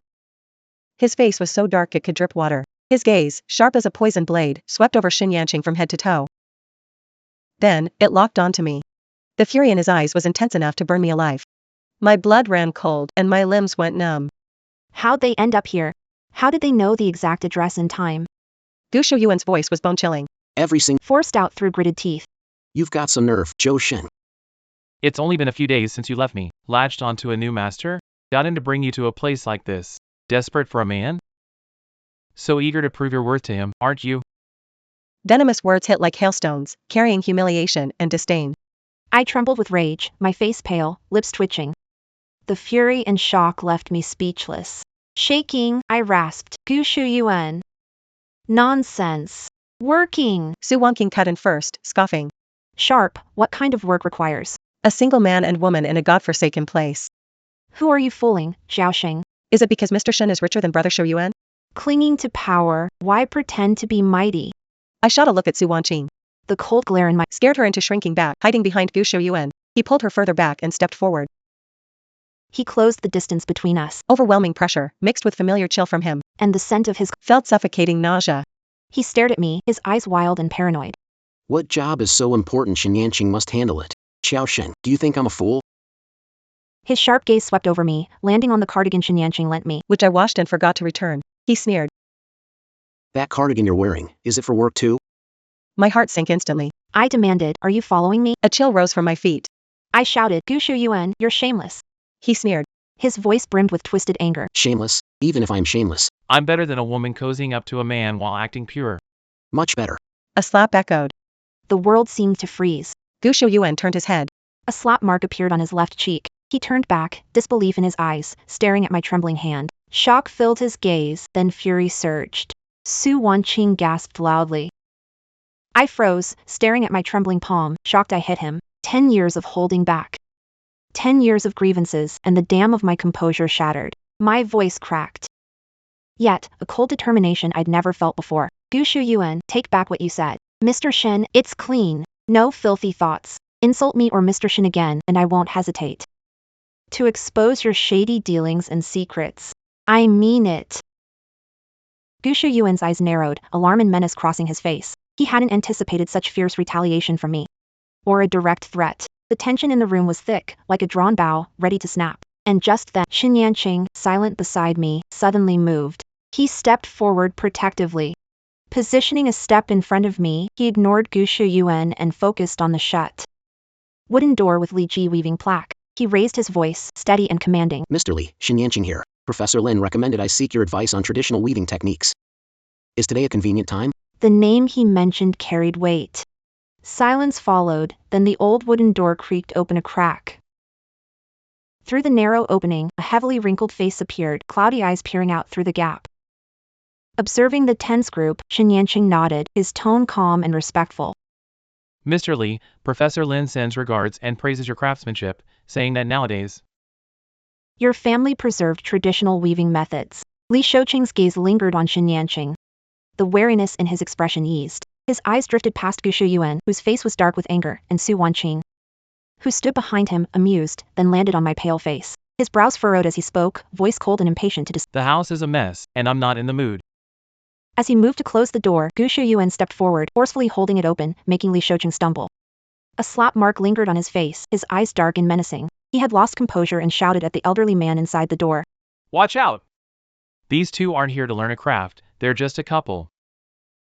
I cut him off, furious. Gu Shu Yuan, that's enough. Do you really need to lose dignity here? Shen Yanqing moved faster. Just as Gu Shu Yuan was about to push the door open, Shen Yanqing's hand rested on Gu Shu Yuan's wrist. The movement looked effortless, yet Gu Shu Yuan's arm stiffened.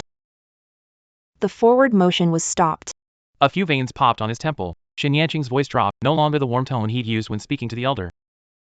It carried cold authority. President Gu, private property. Disturbing an elder's peace isn't gentlemanly. His gaze was sharp as a blade. Pointing at Gu Shu Yuan, he said, my relationship with Ms. Xiaoxing and our trip's purpose don't need to be reported to you. Your baseless accusations constitute defamation. Keep pestering me, and my lawyer will handle it. His tone remained calm, showing no anger, yet every word carried weight, causing Gu Shu Yuan's face to flush red and pale the neck. Su Wanqing was frightened, didn't breathe. She clung to Gu Shu Yuan's sleeve. Gu Shu Yuan's chest heaved as he glared at Shen Yanqing, unwillingness on his face. He struggled to free from Shen Yanqing's grip. The man's casual fingers were like steel clamps. Not budging an inch. Shen Yanqing stopped looking at him. He turned to face Li Shouqing inside the door, whose expression was displeased. His tone softened. Mr. Li, I apologize for the inconvenience. We will schedule a formal visit later. He gave a slight bow. Li Shouqing's eyes glanced at Xin Yanqing, swept over Gu Shuyuan with disdain, and let out a snort. A loud bang, the door slammed shut. The alley fell silent, leaving only heavy breathing. Xin Yanqing loosened his grip. He freed Gu Shuyuan's arm, pulled out a handkerchief, and wiped his fingers. Gu Shuyuan's eyes turned red instantly. Humiliated, he clenched his fists, ready to charge at Xin Yanqing. Su Wanqing screamed. She held him back. Shuyuan, please. Let's go. This place is terrifying. Xin Yanqing didn't glance at them and walked away. Looking at me, trembling, He asked. his voice steady. Can you walk? I nodded. Xin Yanqing remained silent. He gave a slight nod, signaling me to follow, then walked toward the alley's exit. I followed behind. Ignoring the hateful gaze behind me, it felt like it could pierce through my back. Gu Shuyuan didn't follow, but I felt it. That cold, snake-like stare clung to my back until we turned the corner and left his line of sight. Sitting in the car, the stifling air was suffocating. I leaned back, closed my eyes, still trembling slightly. The engine started, the car slid into the lane. My voice, hoarse and fragile, mixed with a choke. I'm sorry, Mr. Shin. I'm sorry, I messed up. Xin Yanqing didn't respond. He focused on the road ahead. In the light through the car window, his features looked cold and rigid. After a pause, he spoke, his voice devoid of emotion. He said, you should not apologize. He paused. Choosing words carefully, his tone remained calm, almost indifferent. As for visiting Mr. Li, I'll ask Professor Lin to help communicate. If not today, there's next time. His words calmed my rising emotions. No comfort, no sympathy, only facts, refocusing on the work. This attitude gave me a shred of dignity. I murmured, twisting my shirt, thank you for stepping in earlier. He replied faintly. Looking straight ahead, he paused and said casually. But Gu Shuyuan didn't give up easily. Silence fell again. The car stopped at a street-side park instead of my place. He turned off the engine. Unbuckling the seatbelt, he said, let's walk. You need fresh air. Hesitating briefly, I stepped out as suggested. Sunlight filtered through leaves, casting dappled patterns on the ground. The air was cool, with a refreshing scent of nature. We walked along the quiet path in silence, strolling until my inner turmoil subsided. Xin Yanqing broke the silence. His soft, clear voice reached me as he stopped and turned to face me. Sunlight behind him outlined an aura, making him seem distant yet vivid. He said, Qiao Sheng, fear and avoidance won't solve the problem. Gu Shuyuan keeps harassing you because he thinks you can't fight back, that you'll keep compromising like before. His gaze was sharp. He said, make him understand you're no longer the old Qiao Sheng or his possession. You have a life. It has nothing to do with him. He paused, his eyes scanning the tranquil woods around us. His gaze returned to my face, tone firm. This world is vast, enough to hold all your talents and dreams. Or small enough to have no place for certain people. My heart skipped a beat. I looked up at him, stunned. The sunlight reflected in his eyes. Casting a faint glow, Xin Yanqing's tall, steady figure stood ahead, sunlight dancing on his shoulders through the leaves. We walked down the tree-lined path. Returning to the car, the storm calmed. Opened the car door and sat inside, my voice steadier than before. Thank you, Mr. Shin. I know what to do now. Xin Yanqing glanced at me, said nothing, started the car, and drove without asking my destination. Driving to the apartment complex, we reached the gate. I unbuckled my seatbelt and said, thanks for helping me out. Thanks for knocking sense into me. Thanks for still seeing me the same after that scene. His gaze stayed calm as it landed on my face. Rest. We'll discuss the project after you recover. I nodded, opened the door, and got out of the car. I paused by the car, watching the black sedan. I watched it drive away until the taillights disappeared. I entered the neighborhood, took out my phone, and opened that almost forgotten WeChat account, filled with messages from Gu Shuyuan. Angry accusations and commands, to later threats and insults after I didn't respond. Qiao Sheng, return immediately. You think Xin Yanqing sees anything in you? He's just toying with you. Who are you to threaten me? Without me, you're nothing. Answer me. Did you die or something? Stop it, Zhou Xing. Come back. I can let go of what happened before. What do you want? Resources, money, status? Come back, and we'll talk this out properly. Looking at these messages, my heart feels cold, empty. He's still trying to lure me with resources and status, as if I left him just to demand more. How ridiculous and pathetic. I took screenshots of every threatening, insulting message, including those about his business dealings, hinting at incriminating evidence against him, saving meticulously. Without replying, I blocked the number, knowing Gu Shuyuan's personality. He never let it go. Block one number, and he called using others. If he couldn't reach me, he might harass Tang Li.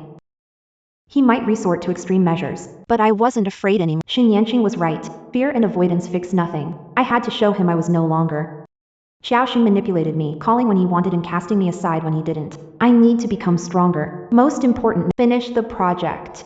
After my foot healed, I focused on documentary work and went out for research more often. Following the leads provided by Xinyanqing, I knocked on the doors of artisans again and again, got rejected again and again, and kept pushing forward. A week later, I finally won over that incredibly tough embroiderer and managed to secure an invaluable interview clip. I shared the good news with Xinyanqing. A few minutes later, my phone rang. Strange landline number. Hesitated before answering. Xinyanqing's voice came through from the other end, the quiet background suggesting his office. Well done. Heart skipped a beat. It was the first time he called me about something unrelated to work. Held phone tightly, fingertips curling. Information was a help. His tone was unreadable, but I could almost picture him slightly nodding at this moment. Information static, people dynamic. Being resourceful is a real skill. Silence. Over the phone, the sound of breathing. He changed the subject. His tone was as usual. Professor Lin relayed the message. The gentleman agreed. We'll visit him next Tuesday at 3 p.m. 1 hour. My heart jumped, nervous yet excited. That's amazing. Thank you so much, Mr. Shin. He responded with a light. I'll email you the exact address and some key details later. He paused briefly. And then he said, this time. There shouldn't be unrelated people disturbing us. I know it's about Gushu Yuan. I replied seriously. I understand. I'll be prepared. He said, all right. The call ended abruptly. I stood holding the phone, frozen. The sunset outside poured golden light into the small room, illuminating the scattered documents on the table and the precious interview video on the screen.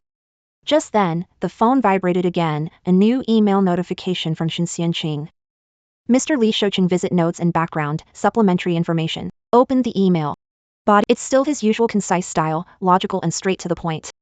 At the end of the email, there was a line of bolded text. Stay focused. You're amazing.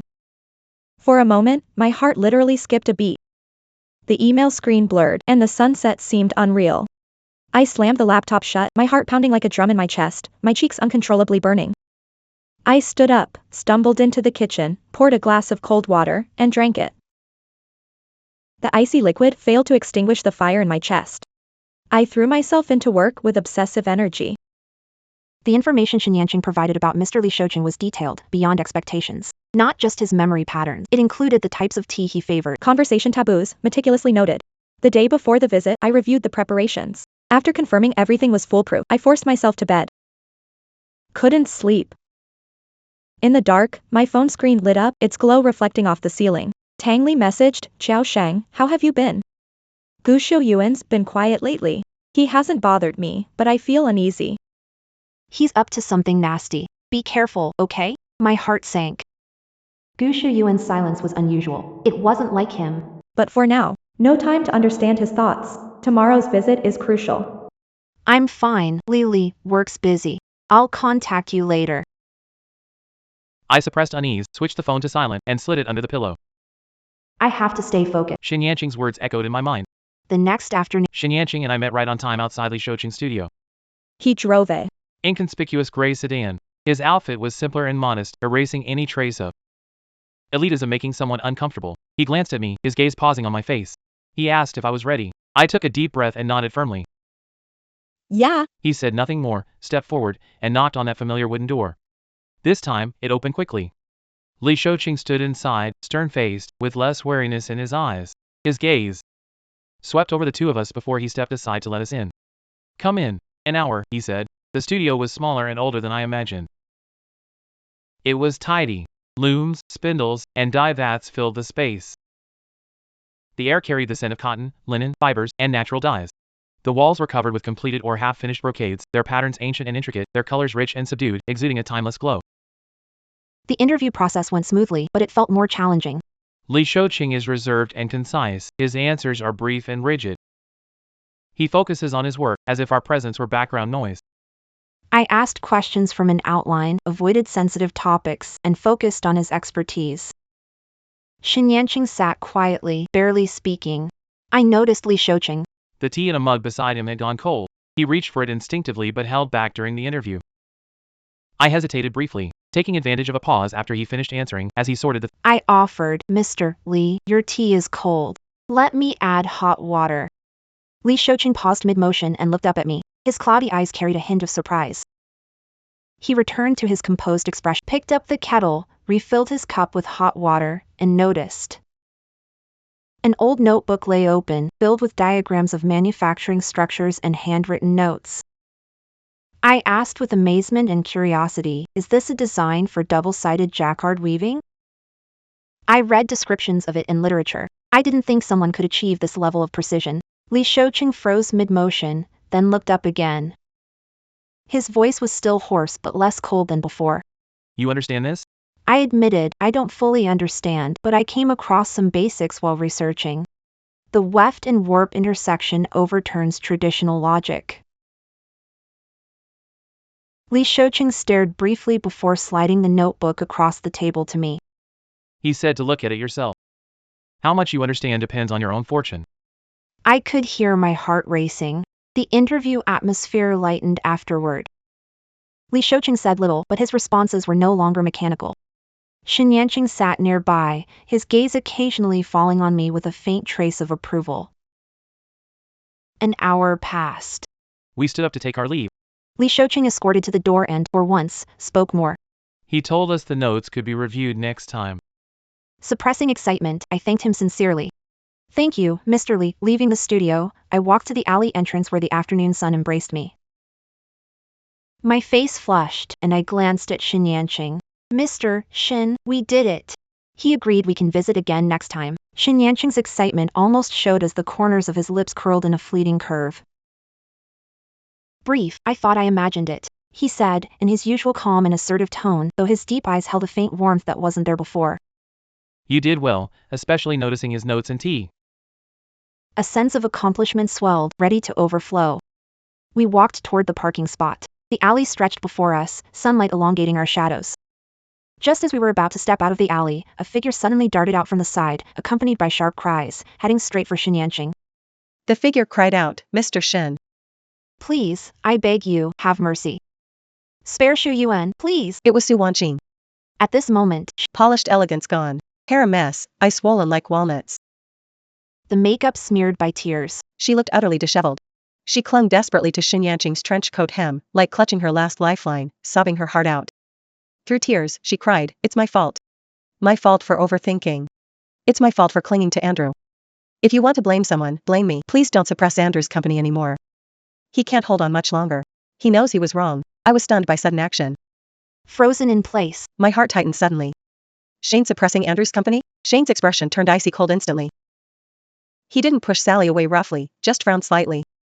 Pulling her hem from his hand. Her tone turned icy. Miss Su, behave yourself. I don't know what you're talking about. Su Wanqing cried, collapsing to her knees. How could you not know? Since last time, big projects of Xu Yuan Company Collapsed one by one. The bank demanded repayment. Partners collectively broke their If not you, who else could it be? Mr. Shin, your influence is unmatched. Please, give him a way out. He can't go bankrupt. Gu Shouyuan's recent. Silence wasn't remorse but desperation to survive. Xin Yanqing watched the collapsing Su Wanqing expressionlessly. There was no sympathy, only cold indifference. His voice was flat. Business rises and falls, success and failure have reasons. Gu's poor management isn't my concern. He paused. Miss Su, got the wrong person. He stopped looking at her and turned his gaze to me. His tone remained calm. He said, let's go. Su Wanqing. She collapsed, sobbing in despair. I took a final look at the disheveled figure on the ground, feeling mixed emotions. Did I feel satisfaction? Maybe a little. There was inexplicable sorrow and a deeper understanding of the man beside me. I followed Xin Yanqing. Silently, I got into the car. The car drove away from the alley, leaving Su Wanqing's desperate cries far behind. The car was silent. I stared at the receding street view, my fingers tightening. I spoke in a low, dry voice. Mr. Shin, is what Su Wanqing said true? Are you? Xin Yanqing focused ahead, his profile rigid and cold. He waited a while before speaking, tone calm and voice betrayed no emotion. He said, I'm restoring the market to its rules. I clenched the seat belt. Xin Yanqing seemed unaffected by Su Wanqing's interruption. He kept his focus on driving. The car stopped below the studio building. He turned off the engine, looked at me, and spoke calmly. Come up. Let's discuss initial thoughts on Mr. Li's material. I snapped back to reality and wanted to refuse, but somehow nodded instead. His office was the same massive whiteboard, shelves packed with books. The air carried a faint aroma of coffee and old paper. But this time, I couldn't focus on the charts and data like I did before. Shin Yanqing poured me a glass of water, walked to the whiteboard, picked up a marker, and discussed the footage. He explained editing ideas and future interview directions with clarity. His sharp mind and keen perspectives always hit the mark. I forced myself to concentrate, trying to keep up with his pace and join the discussion. My eyes drifted to him, his slender fingers holding the marker, his Adam's apple moving subtly as he spoke, and noticing the slight fatigue on his focused, handsome profile. Why was he doing this? Because Gu Shuyuan harassed his collaborator? I couldn't think further. The answer was obvious, but too heavy to face. The discussion paused. Shin Yanqing set down the marker, sipped coffee, and glanced at my wrist. Today Wearing a 3/4 sleeve shirt, I raised my hand, exposing a faint, slender old scar on my wrist. During a business dinner, the other company's head got drunk and insulted Gu Shuyuan. Grabbed a glass bottle to swing. I rushed to block it. The bottle shattered on the table edge. Shards of glass slashed deeply into my wrist, and the sight of blood was terrifying. Gu Shuyuan was enraged. The deal fell apart. Shin Yanqing's gaze lingered on the scar briefly before shifting away. I caught a fleeting look of complex emotions in his eyes. My heart tightened, and unspeakable shame surged through me. I instinctively pulled my hand back into the sleeve as if that could hide away that unbearable memory. My phone rang. It was an unfamiliar number. I hesitated, a bad feeling creeping over me. I answered. The voice wasn't the frenzied Gu Shuyuan I expected, it was even more unexpected. Gu Shuyuan's mother, Mrs. Zhou, had lost her voice's elegance. Instead, with concealed exhaustion, his voice hoarse. Xiao Xing, it's me, Auntie. I know. Calling now is inappropriate. What Shuyuan did before, those awful things. Auntie apologizes. I held the phone in silence, listening. Alarms rang. Mrs. Zhou apologizing was scarier than Gu Shuyuan losing his mind. What did Shin Yanqing do to push the Gu family? Mrs. Zhou's tone was almost pleading. Xiao Xing, for Uncle Zhou and me. Treating you decently, talk to Mr. Shin. Ask for mercy and give Shuyuan a way out. He knows he was wrong. The company is in chaos. Several projects have been halted. The bank pursues us daily. If this continues, the Gu family's foundation will be ruined. Her voice choked. I stood in the room, feeling cold, hand gripping the phone tightly. My hands trembled. I took a deep breath, trying to keep my voice calm. Aunt Zhou. I'm afraid I can't help with this. I lack business knowledge and can't talk to Mr. Shin, Mrs. Zhou interrupted, growing desperate. Xiao Xing, please listen to me. I know Shuyuan has wronged you and hurt you deeply. But after all those years together, doesn't that mean anything? Can you really bear to see him completely ruined? If you say a word to Mr. Shin, it will make a difference. I'm begging you. Years of marriage mean nothing to you? It's nothing but sarcasm. When you condoned Gu Shuyuan's abuse, treating me as a plaything, did you consider what years of affection meant? My voice turned cold, Aunt Zhou. Gu Shuyuan and I have nothing to do anymore. His matters have nothing to do with me. You've got the wrong person. After saying, I didn't let her plead further and hung up the phone. I can't remember how I got home that day. My stomach ached, yet I had no appetite. I picked up my phone, took a deep breath, and organized evidence related to Gu Shuyuan. Screenshots of threatening texts, saved recordings, and the call with Mrs. Zhou. Organized, encrypted, and backed up data on cloud platforms. Then I called a lawyer I had consulted with. I said, regarding the harassment and if the situation escalates further,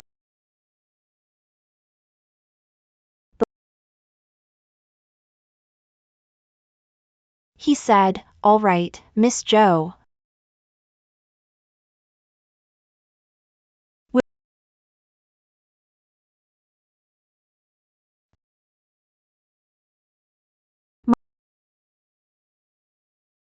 The feeling of taking back even. By the time I forced myself. Only. However, the calm did. In the act. My heart skipped a beat.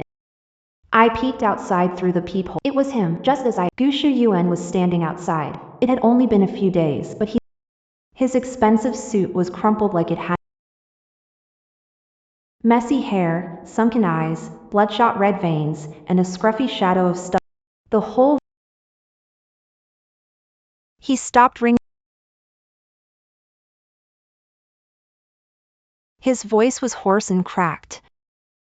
Xiaoxing, open the door. I know you're in there. Get out here.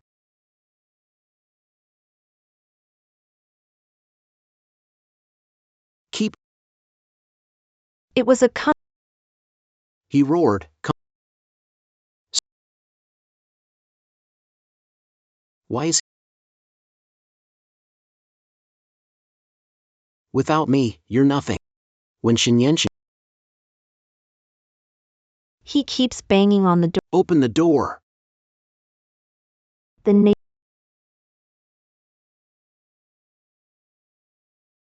My trembling hand reaches for my.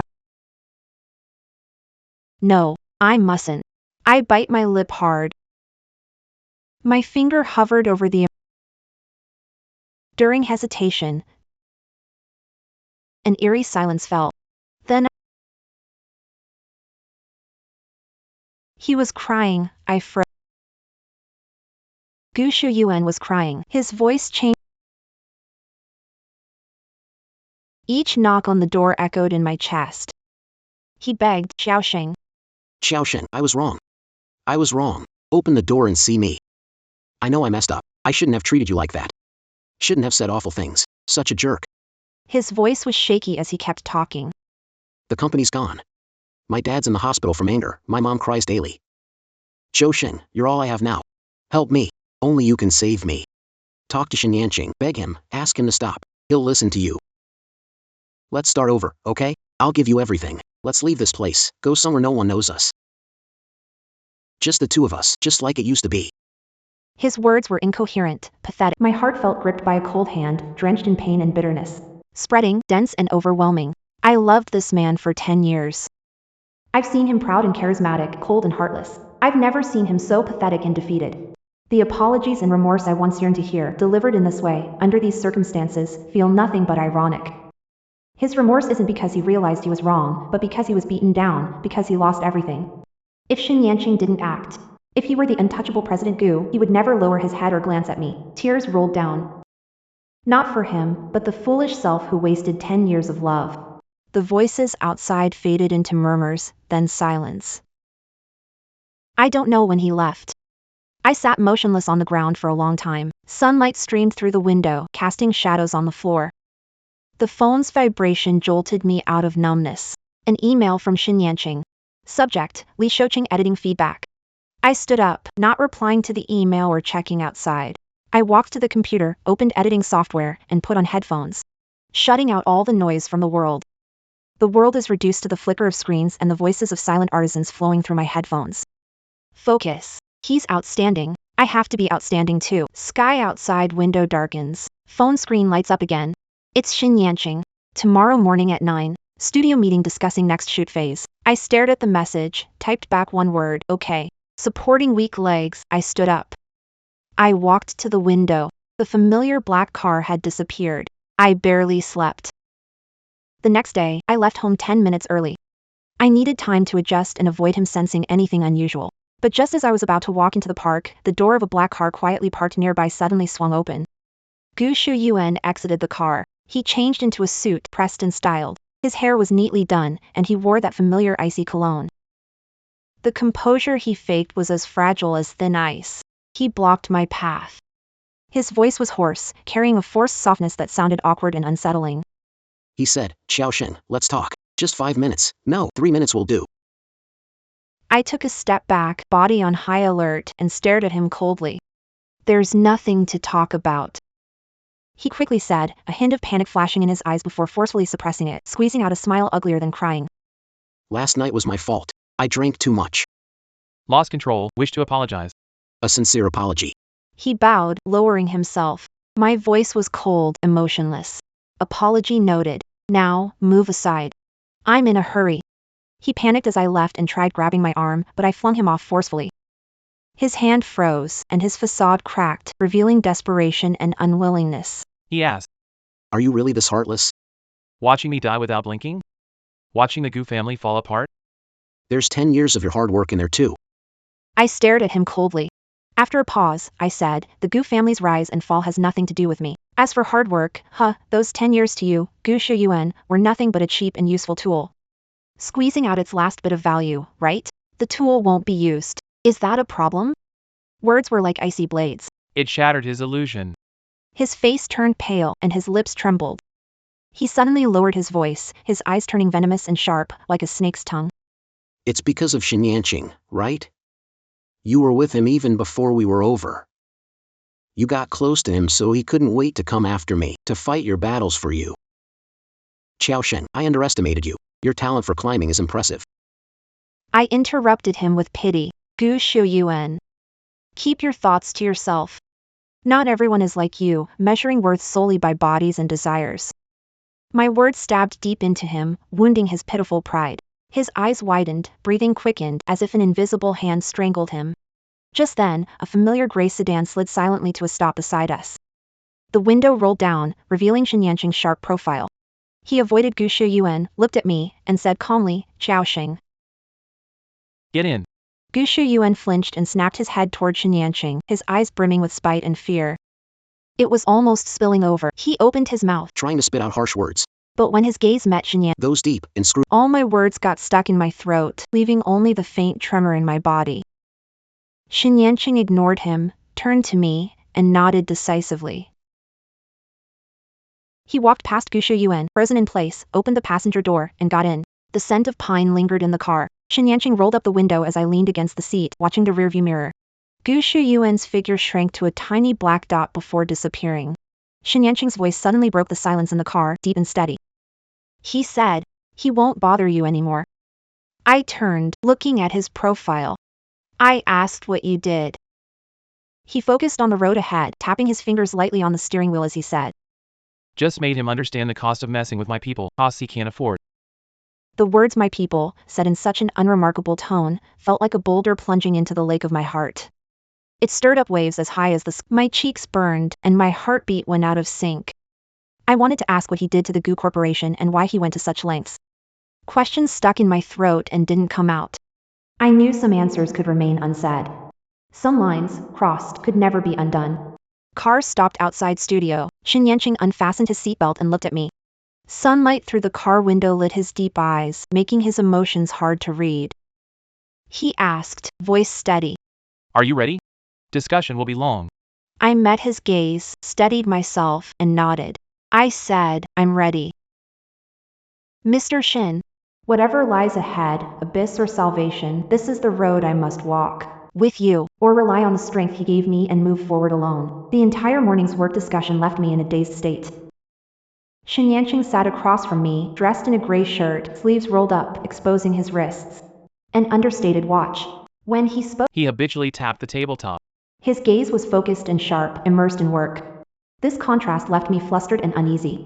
During a discussion break, stepped away for a work call by the window. The sunlight outlined his towering figure, his straight shoulders exuding an undeniable sense of strength. Watching his silhouette, the chaos stirred within me by Gu Shuyuan seemed to be slowly calming down. At noon, skipping his usual lunch order, he closed his laptop, looked at me, and stated, with a tone that sounded matter of, A new Jiangsu cuisine restaurant opened nearby. The flavors are authentic.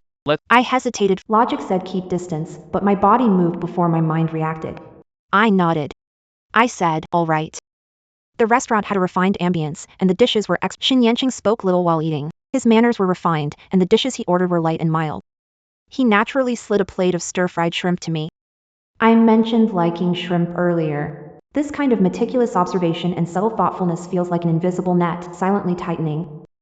I kept my head down, taking small bites of rice. It tasted like sawdust. My mind was elsewhere. He calmly broke the silence at the table and said, The Gu Corporation. This morning, they filed for bankruptcy in court. The hand holding chopsticks froze. I looked up at him in shock. He dabbed his mouth with a napkin, calm and indifferent, as if discussing unrelated business news. He said the cash flow had completely broken down, a few key projects had been taken over by competitors, and they couldn't pay off their due bank debts.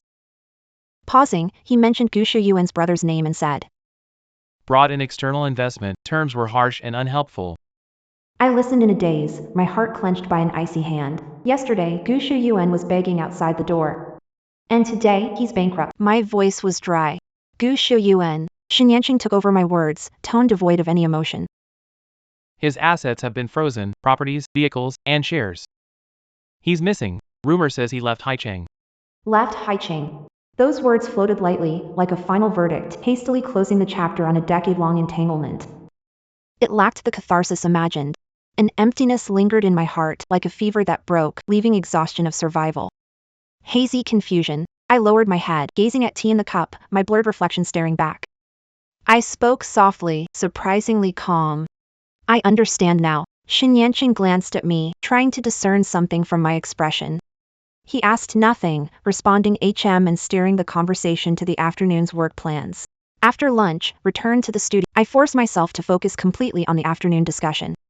Perhaps knowing Gu Shiyuan was permanently out of the picture had severed the last invisible tie in my heart. When you're engrossed in work, time flies by quickly. When we finalized the next shooting phase, lights twinkled outside. Shin Yanqing closed his laptop. He rubbed his temples, his face showing fatigue. Even he felt tired after a stretch of intense work. Packed up things and stood up. I said, "Mr. Shin, I'll head out now." He stood up, grabbing his coat. He said, "I'll walk you out." I turned him down. "I'll grab a cab myself, no trouble for you." He paused while putting on his coat and lifted his eyes to look at me. Under the light, his eyes looked deep, hinting at scrutiny. He uttered 2 words, leaving no doubt. The car drove past the bustling streets. I leaned back, watching dazzling city lights, my emotions a mix of everything. The car stopped at the entrance to my apartment complex. This time, he didn't unlock the door. I turned my head to look at him. He looked at me, his steady gaze waiting. The air froze. Finally, he spoke. His voice was deep and magnetic in the confined space. He said, "Zhou Xing." My heartbeat quickens. He looks into my eyes, speaking clearly, word by word. He said, "Let the past be in the past." Your world should no longer be bound by anyone or anything.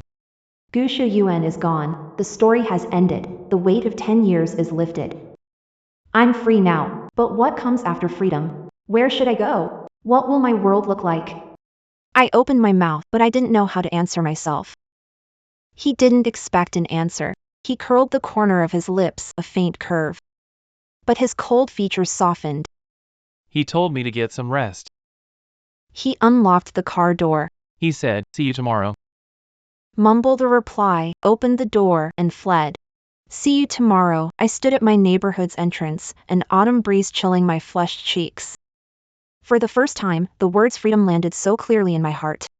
In the following days, I threw myself into work. The documentary project entered an intense post-production phase, editing, voiceovers, music, subtitles. Every aspect needed to be meticulously refined. I immersed in material, arriving early, leaving late, and working intensely, filling up all my time. The documentary was finalized Friday evening, when the last check was done and I hit export. A wave of exhaustion and accomplishment hit me. I slumped back against the chair, drained. Only Shin Yanqing and I remained in the studio. Shin Yanqing sat across, reviewing the report. The golden light fell on his lowered lashes, casting faint shadows, softening the sharp lines of his profile. He closed the report, lifted his gaze, and looked at my face with unabashed appreciation. He said, "Well done. Better than expected, especially the end. Discussion on inheritance and disappearance. The perspective and depth exceeded expectations." His affirmation, a warm current, brushed away exhaustion. I tried to suppress the upward curve of my lips and humbly lowered my head. Thanks to your guidance, Mr. Shin. He chuckled, his deep voice resonating in the dusk. He said, "It's your capability." Provided platform and direction. He stood, moved to the window, and gazed at city lights illuminating outside. He asked, "What's your plan ahead?" The documentary's over, and my temporary role has ended too. A wave of inexplicable loss and unease crept over me. I tried to keep my voice steady. I'll take a few days off first, then look around for any suitable job opportunities. Shin Yanqing turned back to the window light. His face blurred, but his eyes were incredibly bright. He looked straight at me. His tone was calm.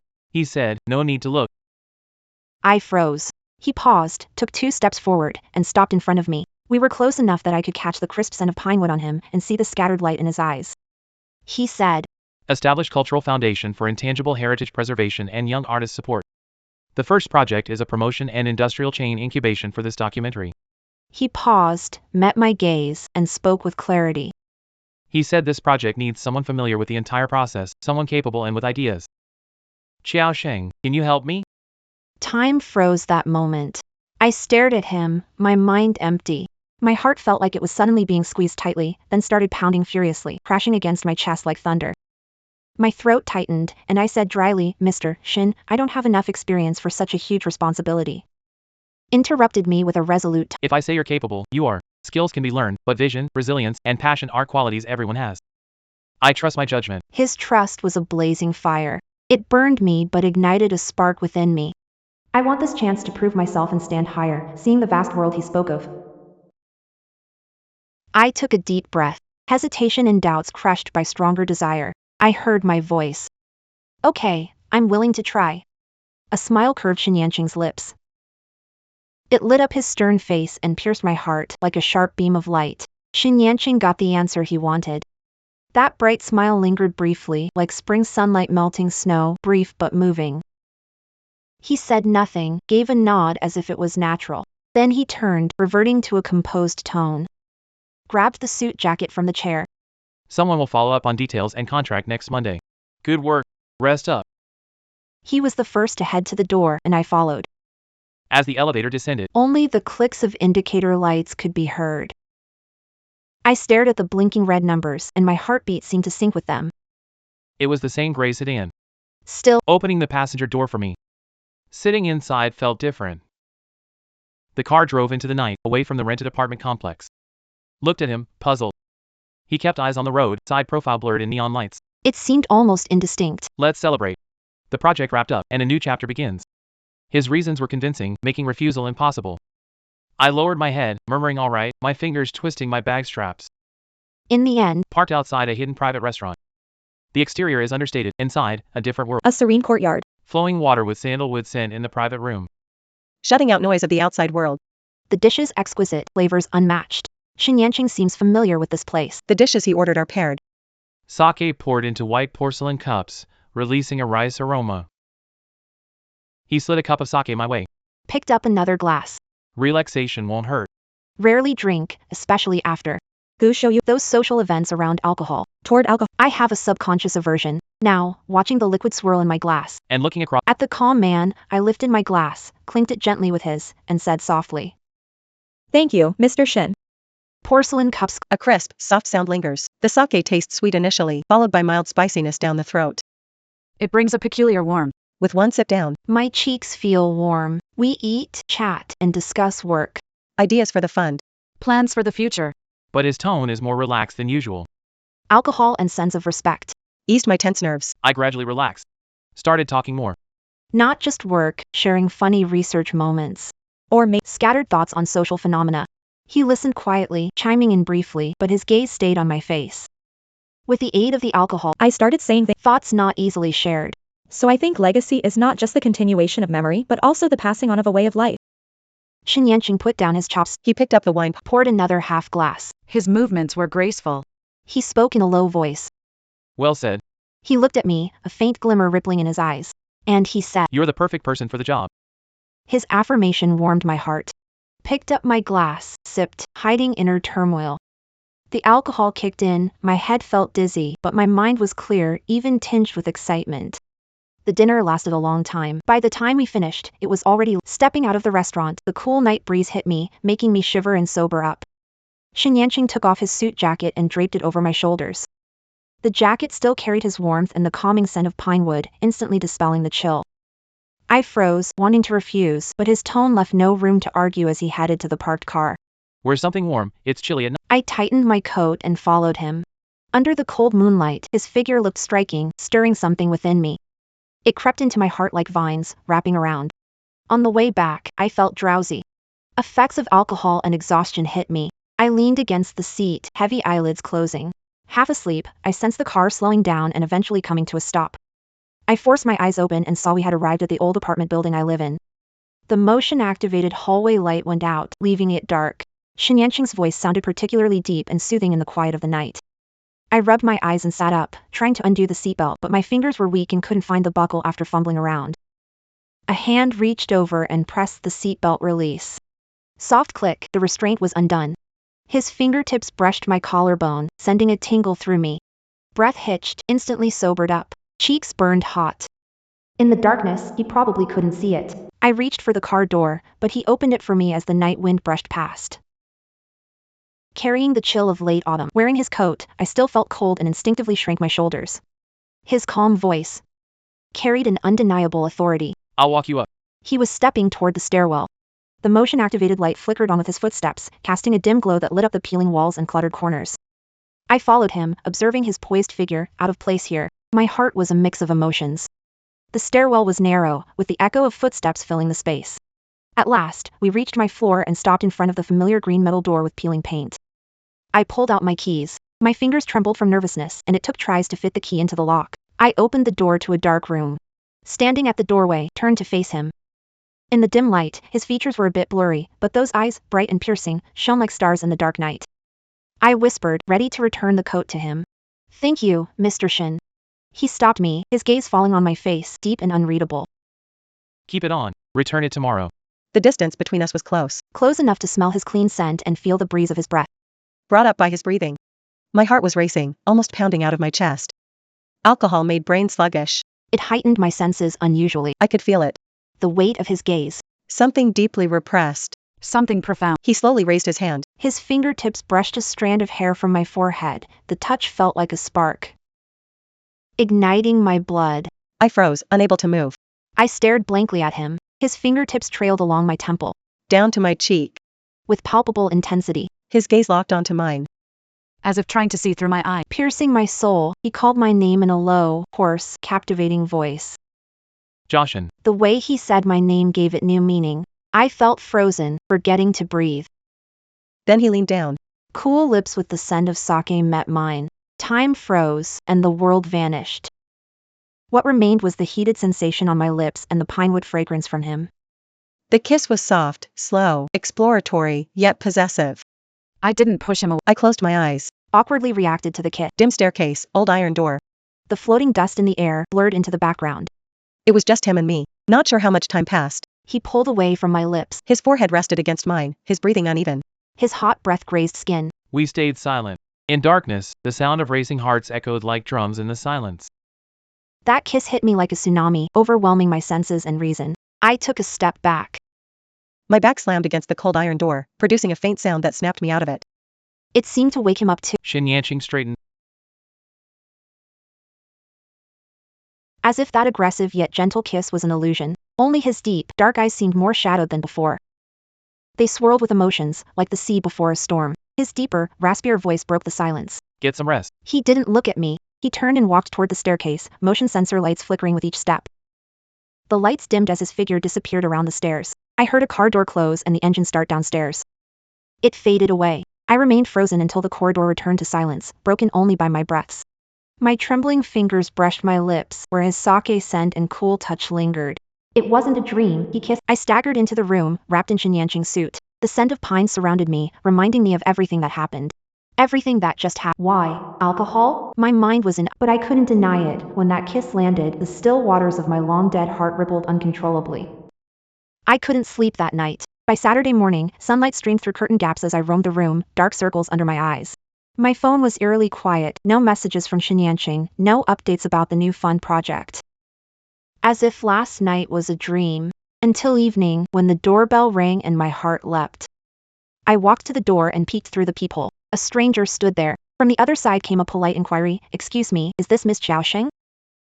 Hesitated, opened the door. The man bowed, handed me a paper bag. "Miss Xiao, hello. I'm Mr. My last name is Chen. Mr. Shin asked me to bring this to you." I took the paper bag, confused. "What? Review initial materials on the new fund and documents requiring your signature by Monday. Mr. Shin asked you to familiarize." I couldn't tell if I felt relieved or disappointed. I forced myself to stay calm. "Thank you for the trouble." Assistant Shin nodded. "Mr. Shin asked me to let you know that at 9 a.m. Monday, a driver will be waiting downstairs for you to take you to the fund office." He turned and left. Closed the door, holding the paper bag while walking back inside. At the window, I reviewed documents outlining organizational structure, operational model, and first project planning for the new fund. Organized and precise, Shinyanqing's style was efficient and impeccable. Cold, sharp words left no doubt. My chaotic heartbeat calmed down. This is reality. That kiss, maybe it was an accident driven by alcohol and the atmosphere. For him, career and control are key themes. I need this job to start over. I can't let emotions ruin him. Monday morning, I got up early, chose a professional outfit, and applied light makeup to prepare myself. To mask unease within. At 9 o'clock, a black luxury car pulled up downstairs. The driver, a quiet middle-aged man, opened the door respectfully. The car stopped downtown in front of a sleek, new office building. The top floor was one open space.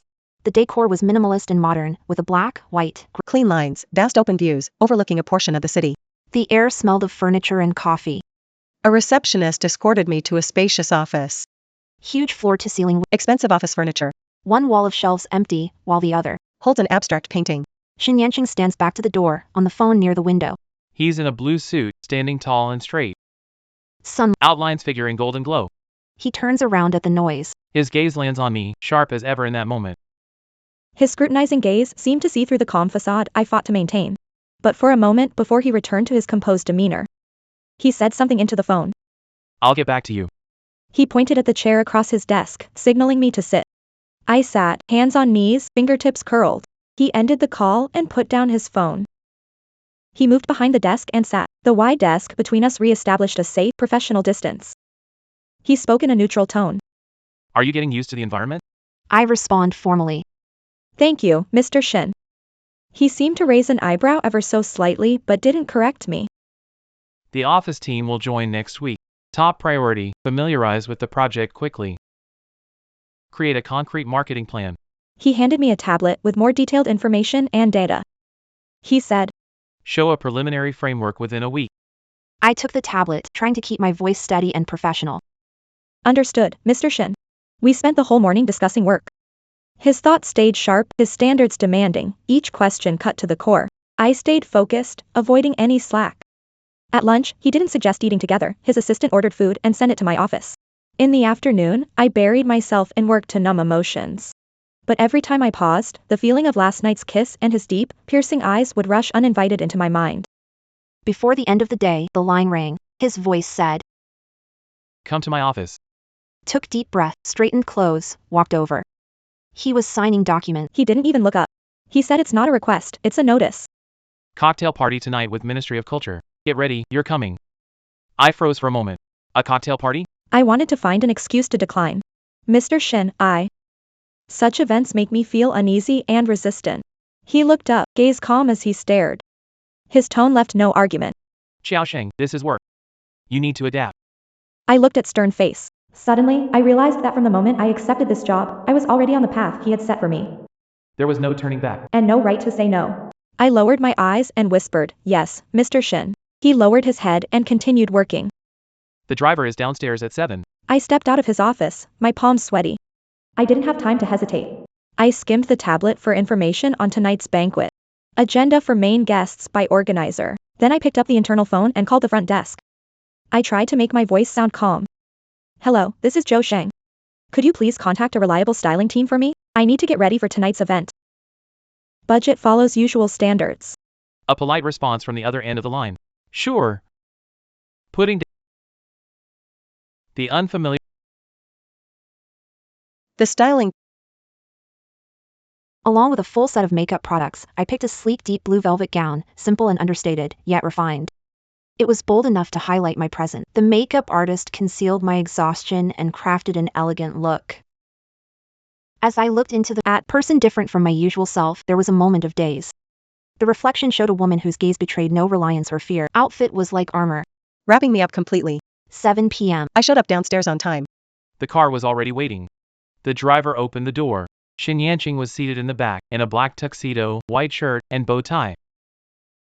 Compared to his business look during the day, tonight he exuded more luxury and exclusivity. He glanced, his gaze lingering for 2 seconds. He said nothing, giving a subtle nod.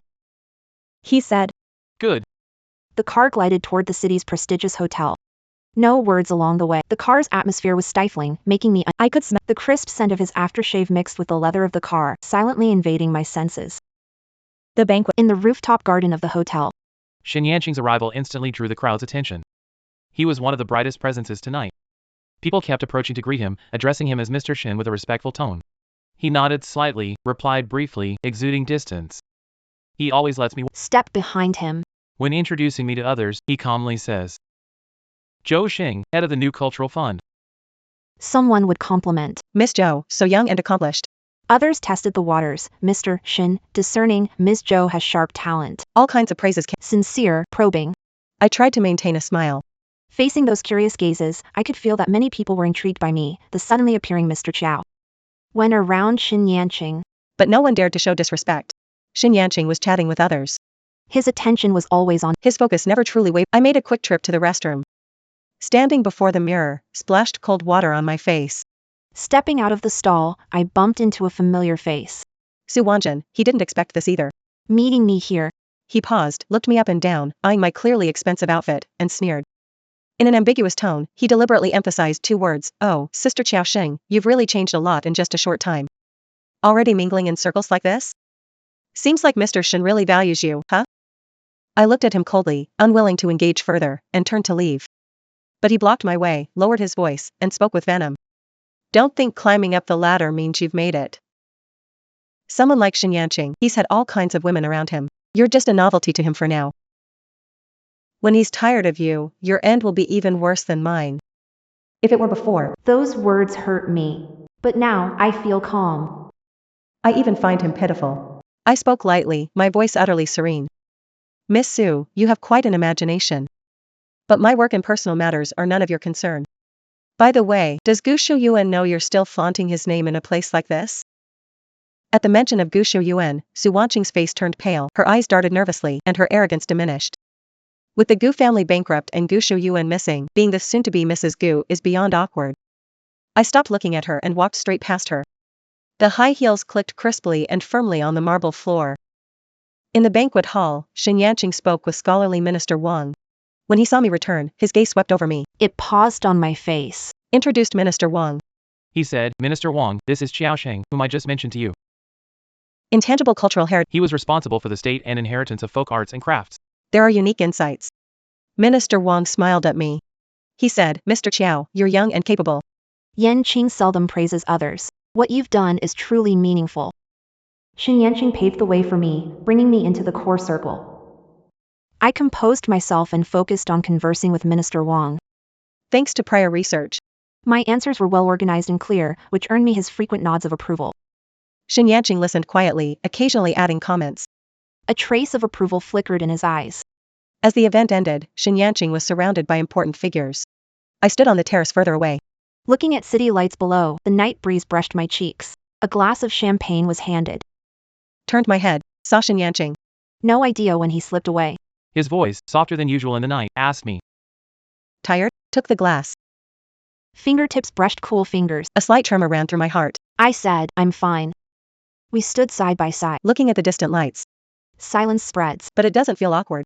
He spoke affirmingly. No other emotions mixed in. You did well.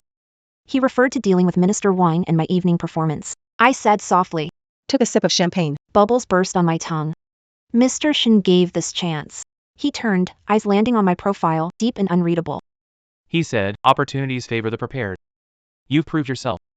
His affirmation was a warm current, soothing my heart. I don't know why I mentioned it, maybe to test his reaction. I ran into Su Wanqing in the restroom. Met Su Wanqing. Xin Yanqing's expression stayed neutral, but his gaze turned cold. He asked, what did she say? I played it down. Nothing, irrelevant words. He stayed silent, spoke softly. He said, don't mind those who don't matter. Path isn't defined by their gaze. His words struck at my deepest insecurity. He sees through my facade with ease. On the way back, both weary, we didn't talk. I leaned back, watching lights flash past the window. The car always stopped at the complex entrance. He didn't offer walking me upstairs. I unbuckled my seatbelt and said, thank you, Mr. Shin. I learned a lot tonight. He responded, gaze calm, looking at me. Yeah, he said, see you on Monday. I opened the car door and stepped out. The road was shrouded in mist, and Xin Yanqing's intentions remained unfathomable. I was not the Qiaoxing who waited passively. The kiss, the unresolved answer, let it stay sealed tonight. Right now. I focused on moving forward. Monday morning, I arrived at the fund office early. Sunlight poured through the floor-to-ceiling windows, filling the workspace. In my office, the desk and chairs were neatly arranged. Even the green plant was wiped, its leaves stretched out. I turned on my computer and started organizing this week's work plan, breaking down the tasks Xin Yanqing assigned on Friday. At 9 o'clock, footsteps and voices came from outside. Team members began reporting in. I stepped out of my office. As project manager, I met them, mostly young, passionate faces excited for the socially meaningful work, along with a hint of curiosity about their new boss. I appeared approachable yet authoritative, introduced the project, outlined goals, and delegated tasks. I sensed the largest office door behind me was ajar, with a calm gaze piercing through the crack. Landing on my back, I knew Shenyanqing was observing. Spent the day on team building, learning workflows, advancing plans, and shared lunch with the team. In the meeting room, eating and discussing, the busyness made me temporarily forget the tension at the gala. Unsettling kiss earlier. I need an industry analysis report. Shenyanqing mentioned he has the latest internal data. I walked to his office door, ajar, and heard him speaking fluent English. He was in a video meeting. I hesitated a moment, about to leave. He seemed to have eyes in the back of his head.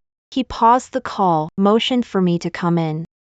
I tiptoed inside and stood quietly, waiting. He wrapped up the call and closed his laptop. I spoke professionally, Mr. Shen, sorry to interrupt, but I need to reference the latest industry analysis report. He pointed to Folder on the bookshelf. He said, the blue one, take it yourself.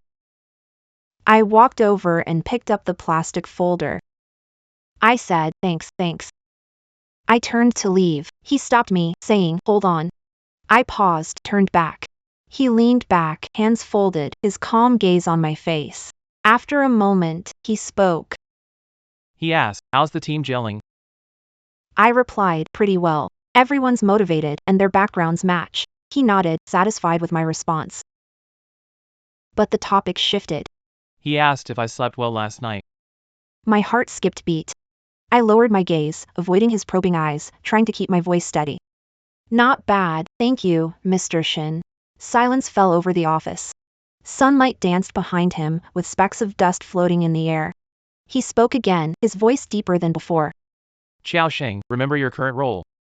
You're in charge. No need to report every detail or focus on irrelevant opinions. Just take responsibility for project and yourself. Lifted head and met his gaze. I straightened back, voice carrying a hint of determination. I understand, Mr. Shen. I'll do my best. He gave a slight nod, and a softening appeared at his lips. He said, go on. Turned and left with the folder. My steps were steadier than before. Over the next days, I focused energy on work. Led team brainstorming, revised promotion plan, contacted media partners. I pushed to think independently and made decisive choices. I suggested ideas different from Shenyanqing's, supported by reasons. On Friday, we held a project review meeting. I stood in the meeting room and articulated. Achievements last week, problems encountered, plans for next stage. When team members added their input, I guided and summarized appropriately. Throughout the process, Shenyanqing sat at the other end of the table, mostly silent, lightly tapping his fingers on the tabletop. His gaze swept over me, showing scrutiny and focus. After the meeting ended and team members left, I tidied materials as Shenyanqing approached. He stood beside me, observing the untouched whiteboard with the mind map. He said the progress was faster than expected, especially the media warm-up part. The approach was spot on. That was a straightforward compliment. I felt warmth but kept a calm expression. I said, it's the result of the team's joint effort. He turned his head slightly to look. The sunset glow entered, softening his profile with warmth. Suddenly, he spoke without emotion. Are you free tonight? I hesitated for a sec. He said, there's a private collector's salon. Some pieces there might help explore the project's cultural depth. Inspired. Logic says keep distance, but curiosity. A subtle desire not to be underestimated by him made me nod. I said, all right. He didn't seem surprised by my answer. 7 o'clock. Pick you up at usual spot. I went back to my apartment, changed into an off-white tailored suit I bought myself, and put on light makeup. I neatly tied up my long hair. The mirror's reflection appeared sharp and composed. At 7 o'clock, Shenyanqing's car arrived on time. He wore a dark casual suit, feeling less distant. The salon was set in a private club. It was small-scale, with few guests, but each exuded sophistication. On display were fragments of ancient brocade and embroidery, along with works by contemporary artists inspired by them. The atmosphere was quiet and elegant. Shenyanqing knew the host and led me to admire the exhibits. From time to time, he would explain the historical background or craftsmanship of a piece, his insights profound and knowledge extensive. I listened attentively, occasionally asking questions. The host presented rare red wine for tasting. Shenyanqing took the glass but didn't drink, swirling it in his hand. I stood before a painting of traditional cloud motifs. Staring at the modern painting in front of me, absorbed, his voice sounded in ear. So close, it feels nice. I snapped out of it and realized he was standing beside me, much closer than usual. The clear, crisp scent of him mixed with a faint trace of alcohol subtly lingered around me. Nodded and pointed at color transitions in the painting. Restructuring classical elements. Combining them creates tension. It also gives us new ideas for promotion.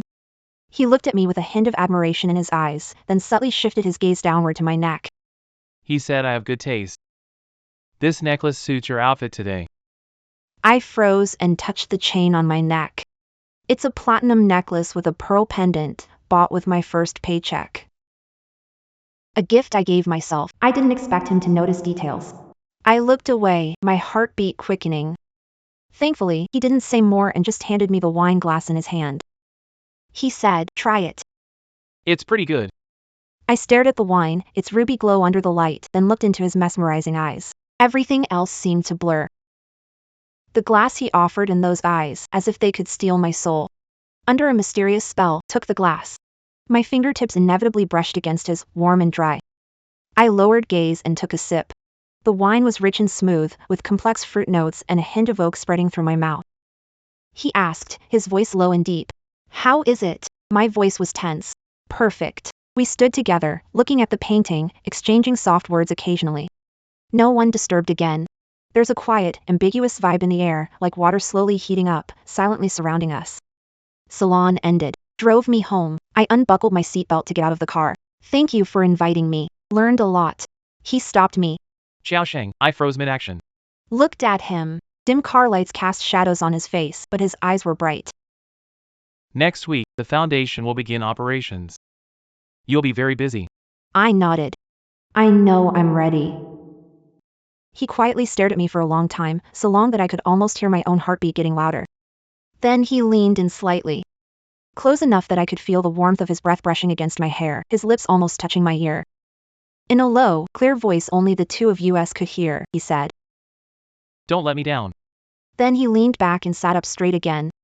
But my heart felt like it had been struck hard, contracting violently. Heat spread from my ears through my body. I pushed the car door open and fled. The night wind blew on my face, but it couldn't calm the storm inside me. Ahead lies a broader stage. And I have no choice but to face it head on. Not to let him down. Not to let myself down. On Monday, the foundation launched operations. Press conferences, partner agreements, internal workflow arrangements, they flooded in like tides, nearly overwhelming me. Xin Yanqing was the decision maker but seemed to be delegating power. Many matters once requiring his final say now relied on my reports and recommendations, leaving decisions to me. Meet daily to discuss work, but the atmosphere feels different. Close proximity, a fleeting touch of his fingers, or the cold scent of pine wood from him. The thought makes my heart race. Friday night, an important charity gala with the foundation, a public welfare collaboration. I must attend. The gala's at a private lakeside estate, elegant, tasteful. Had a conversation with the partner's representative, and the project progressed smoothly. Xin Yanqing mingled among high-profile guests. I stepped onto the terrace for air. The summer night breeze carried hints of the lake's dampness and the fragrance of flowers and grass, dissipating the heat from the hall. I had just settled when a slightly slick male voice sounded behind me. The voice said, "This must be Miss Xiao, right? I've heard so much about you. Truly young, accomplished, and striking." I turned around and saw a slightly overweight middle-aged man in a flashy suit. He was a controversial tycoon, Mr. Liu, known for investment acumen but infamous for his personal life. He scrutinized me, holding a wine glass. His gaze carried a discomforting aggressiveness. Maintained politeness but stayed alert. Ready to end the conversation and leave. "Hello, Mr. Liu." But he stepped forward, blocking my path with an ambiguous smile. He said, "Miss Xiao, no need to leave in such a hurry. I've heard a lot about the capable and stunning new manager working with Mr. Shen. Glad to finally meet you today. The reputation truly lives up to the name. I wonder if Mr. Qiao would consider, besides working with Mr. Shen, taking a look at our project as well. The terms are absolutely generous." As he spoke, he tried placing a hand on my arm. I stepped back, dodging his touch, expression darkening. I said coldly, "Mr. Liu, respect yourself. I'm not interested in the project." The smile faltered, looking awkward. His tone hinted at intimidation. "Hey, don't be so harsh, all right? What Xin Yanqing can give you, I can too. Sticking with him is so stressful. Why bother? Stay with me, you'll have it easy." But his words stopped. because a slender hand slammed onto his shoulder with force. The pressure was intense, making him grimace and nearly spill his drink. Shin Yanqing appeared beside me, face icy cold. His eyes were like two blades forged in ice, piercing into Mr. Liu. His voice was quiet, yet carried chilling authority. Each word landed like ice shards. Mr. Liu made it clear he's refusing. Do you not understand, or think Shin Yanqing's people are yours to harass? Mr. Liu's face turned pale. Cold sweat appeared, and his arrogance vanished. He stuttered, and Mr. Shin, it's all just a misunderstanding. I just wanted to make friends with Mr. Chiao. Shin Yanqing let out a cold laugh. The force in his hand tightened even more. Friends? You're not worthy. He shoved him away. Mr. Liu staggered back several steps, looking disheveled. Shin Yanqing spat out a word. Her gaze's chill could freeze anyone. Liu fled as if granted amnesty, scrambling away. He vanished near the terrace. Only Shin Yanqing and I remained on the terrace. The night breeze brushed her hair. Her chest rose and fell faintly, indicating anger. I had never seen her so furious before. Her icy gaze swept me. There was a mix of possessiveness and protectiveness. She turned to me, her voice still tense, scanning me up and down. Are you okay? I shook my head, my heart pounding at what happened, and the way she looked at me. He looked at me in silence, his gaze deep, brimming with complex emotions. He reached out and brushed a speck of dust from my shoulder. The motion was natural, yet carried intimacy. He withdrew his hand, tone returning to calm, but warmth in his eyes hadn't faded. If you meet people like that again, don't be polite. He paused. You represent the foundation. I've got your back. I looked at his face, starkly cold yet reassuring under the night sky, and a surge of emotion welled up in my chest. I lowered my head, masking vulnerability. Thank you, Mr. Shin, I said. He turned and walked toward the hall entrance. Go inside, about to start. Following behind him, I watched his broad and upright back. Suddenly, the restless tide inside me calmed in a strange way. A sense of security took root. After the banquet, he drove me home. The car stopped at the neighborhood gate, and rain started pouring, pattering against windows. He asked, "Do you have an umbrella?" I shook my head. No. The weather was fine when I came out. After pausing, he removed his suit jacket and handed it to me. He said, wear this and run back. I hesitated, seeing him in just a shirt. No need, Mr. Shin. The rain's light, I'll run faster. He left no room for argument, shoving the jacket to me. The fabric carried his warmth and scent. By the time I stood in the hallway, watching. Suddenly,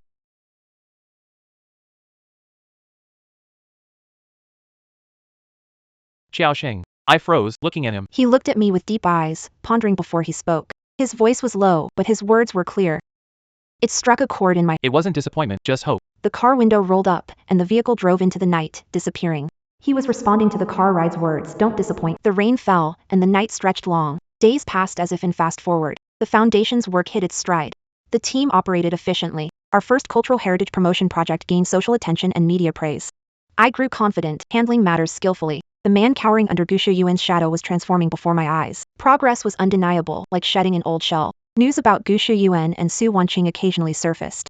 Tang Li said Gu Shuyuan moved to a southern town to stage a comeback. Word is, he's fallen from grace. The once commanding Gu Shao is now a shadow of his former self.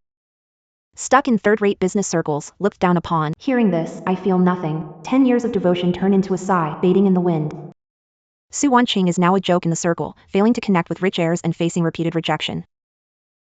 She paired with an older man with a terrible reputation who humiliated her publicly for inappropriate behavior. Losing dignity, she vanished from everyone's sight. I no longer have time or interest for belated karma. The documentary premiered at a star-studded event. On screen, the weathered faces of the artisans. Those breathtakingly beautiful yet vanishing memories came to life through my lens and my team's dedication. The audience was moved. When the credits rolled, applause erupted. I stood in a dark corner below the stage. Watching Shin Yanqing shine in media attention, a sense of fulfillment filled my heart. This documentary isn't a milestone in my career, it's a turning point in my life. At the post-premiere celebration, the lively crowd toasted and congratulated me as the project lead. I'm not a strong drinker, a few glasses of champagne left my face flushed and mind foggy. At some point, Shin Yanqing, he naturally took the freshly refilled glass from my hand, nodded slightly at the person offering the toast. He's not much of a drinker. I'll take it for him, he said and downed the glass. Drew ambiguous glances and murmurs from the crowd. My face grew hotter, heart pounding like a drum, while he stayed calm, as if it were ordinary. As the banquet ended, excused myself for fresh air and went to the hotel's rooftop garden. The cool summer breeze cleared my inebriation as I leaned on the railing, gazing at dazzling city lights. Calm contentment filled my heart. Light footsteps sounded behind me. I knew it was Xin Yanqing, who stood beside me. Looking into the distance, he stayed by my side in silence. After a long pause, he finally spoke. How are you feeling? I answered softly, smiling as if waking from a beautiful dream. He turned his head, moonlight falling on his handsome profile. It softened his cold demeanor. His gaze was deep, encompassing the night sky. This isn't a dream, Xiaosheng. You deserve this. He paused, turned, and spoke seriously. He said he wanted to discuss something. I collected thoughts and looked at him. Go ahead. His tone was calm and composed. The Foundation's next step, establishing a liaison office in Europe to collaborate with international museums and art institutions.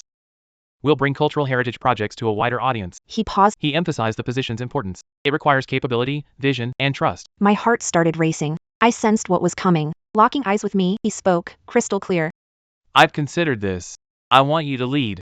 Europe, a broader horizon, a fresh start. It also means leaving Haiching for a long time. I was shocked. I hesitated briefly. This was a huge opportunity. He saw through my hesitation. He said calmly, this is a suggestion. You have time to decide. The Foundation's position will always be here for you.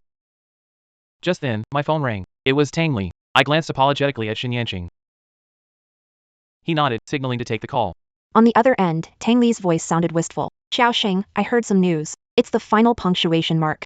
I heard Gu Shuyuan was in a southern town, drank heavily, had a stomach hemorrhage, was hospitalized, and survived. He's completely collapsed. Those who knew him prior. His eyes were cloudy. He says it's over, everything is finished. I listened, feeling neither schadenfreude nor sympathy. Person once in my life. The man who stirred up a storm met his end in a wretched and silent way. His withdrawal from the stage stemmed from seeds sown for the path chosen. I whispered that I understood. Chestnuts are all in the past. I hung up and looked at Xin Yanqing, his tall figure outlined by moonlight. He didn't ask who or what it was about. I took a deep breath of the flower-scented night breeze, feeling the last trace of heaviness from the past dissipate with the wind. How is James Cooper? How is Sophie Lin? Stories from a closed chapter. My gaze should be fixed forward. He spoke in an unreadable tone, eyes fixed on me. Looks like some stories have come to an end. I met his gaze, the night breeze tossing my hair. My heart was clear. For the first time, I expressed my choices and hopes with clarity and determination, a beautiful chapter. I need to write this myself, here in Seaboard City or Europe. In Xin Yanqing's deep eyes, stars lit up. He looked at me quietly for a long time. Corn Curved into a faint arc. He said 2 words, very good. The celebration dispersed. He drove me home. I took a deep breath, my voice calm and certain. Mr. Xin. About the position in Europe, my answer is. He raised his hand, stopping me. His voice was low and warm. No need to say it. Tell me your decision in the office tomorrow. I nodded slightly. Opening the car door, stood by the roadside, watched as his car window rolled down. He called out. In the night, his gaze was gentle yet resolute. Xiaosheng, whatever you decide, I'll be here. At that moment, my heart was filled with happiness. I watched where his car disappeared. Standing still for a long time. In the morning, sunlight entered through the curtain gap. I woke up without hesitation or confusion. Washed up, dressed, and tied my long hair. At 9 o'clock, I stepped into the fund office. Sunlight filled the space. The team was busy and efficient. I headed to the largest office, door open. Xin Yanqing stood near the window, talking on the phone. He turned when he heard my footsteps. Our eyes met. It seemed, from the calm expression I tried to make, He had already. He explained briefly, hung up, and set down his phone as I approached his desk. His gaze resting on me, waiting. I took a breath, met his eyes, voice clear and steady. Mr. Xin. I decided on the head of European liaison office position. He nodded, signaling me to continue. I spoke calmly. Willing to take on this challenge. This platform will allow me to achieve. The value of the project. And also to grow even more. I won't let down your trust or expectations. After speaking, I looked at him, waiting for a response. Xin Yan showed no surprise on his face, as if my answer was expected. A faint smile appeared in his eyes. He said 2 words, very good. He walked around the desk, came to me, and extended his hand. Zhou Xing. Welcome to this new journey. I placed my hand in his. His palm was warm and dry. His handshake was firm and balanced, conveying trust and support. The warmth from his hand made my heart flutter. Voice remained steady. Thank you for this opportunity. He released my hand with an approving gaze. You've earned this opportunity. Your transfer and handover will be discussed by my assistant. You'll have 1 month to prepare. I nodded. That's plenty, he said. If you need anything during the transition, let me know. I replied, I will. The month was busy yet fulfilling. I finished handing over responsibilities. My teammates were reluctant, but their goodbyes had more blood. Tangly knew I was heading to Europe. After She was surprised, then happy for me, insisting on a gathering before I leave. I started packing over the weekend. I handled paperwork and cleared out the apartment I had rented. it felt I was sealing away the past. A week before departure, Shin Yanqing handed me a folder. he said, Inside were keys to a Zurich apartment, the address, and a reliable contact, everything arranged for me to move in directly on arrival. I took the folder, warmth spreading through my heart. He always takes care of everything. I said, thank you. He looked at me. eyes deep and in. The night before departure, Shin Yanqing drove me to the seaside. The coastline at night was vast and silent. The sound of waves crashing could be heard. Over and over. We walked on the beach under moonlight. He asked what time my flight was tomorrow. I answered, 10 a.m. He said, I'll take you. I refused. no need, Mr. Shin. The driver will take me. He repeated firmly, I'll take you. I turned to look at him. Under the moonlight, his profile was clear and sharp. But his gaze was softer than moonlight. I agreed. The next day, he drove me to the airport and ensured everything was in order. At the security checkpoint, I turned to face him. The bustling airport echoed with announcements. Amidst the crowd, he looked at me and said to stay in touch. I agreed. The foundation's up. I'll report progress regularly. He nodded, then, as if deciding, stepped forward and gave me a restrained hug. The hug was firm and brief. He released me, said go ahead, and I gave a final lingering look. I grabbed my suitcase, turned, and walked to the security gate without looking. He'd watch until I disappeared around the corner. On the plane, I fastened my seatbelt and looked out as the city shrank below. My heart felt no longing. Anticipation for the journey and energy. The plane soared through clouds, breaking into sunlight. I opened the notebook. On the first page, penned boldly, were the words, "The world is vast. May you soar." Below. Below, a tiny line says, "Beneath where you I am here, in the distance you aim for." I look at these 2 lines and smile brightly, resolutely. The world is vast, but my wings are strong, no matter what challenges await on European soil. I know I am not fighting alone.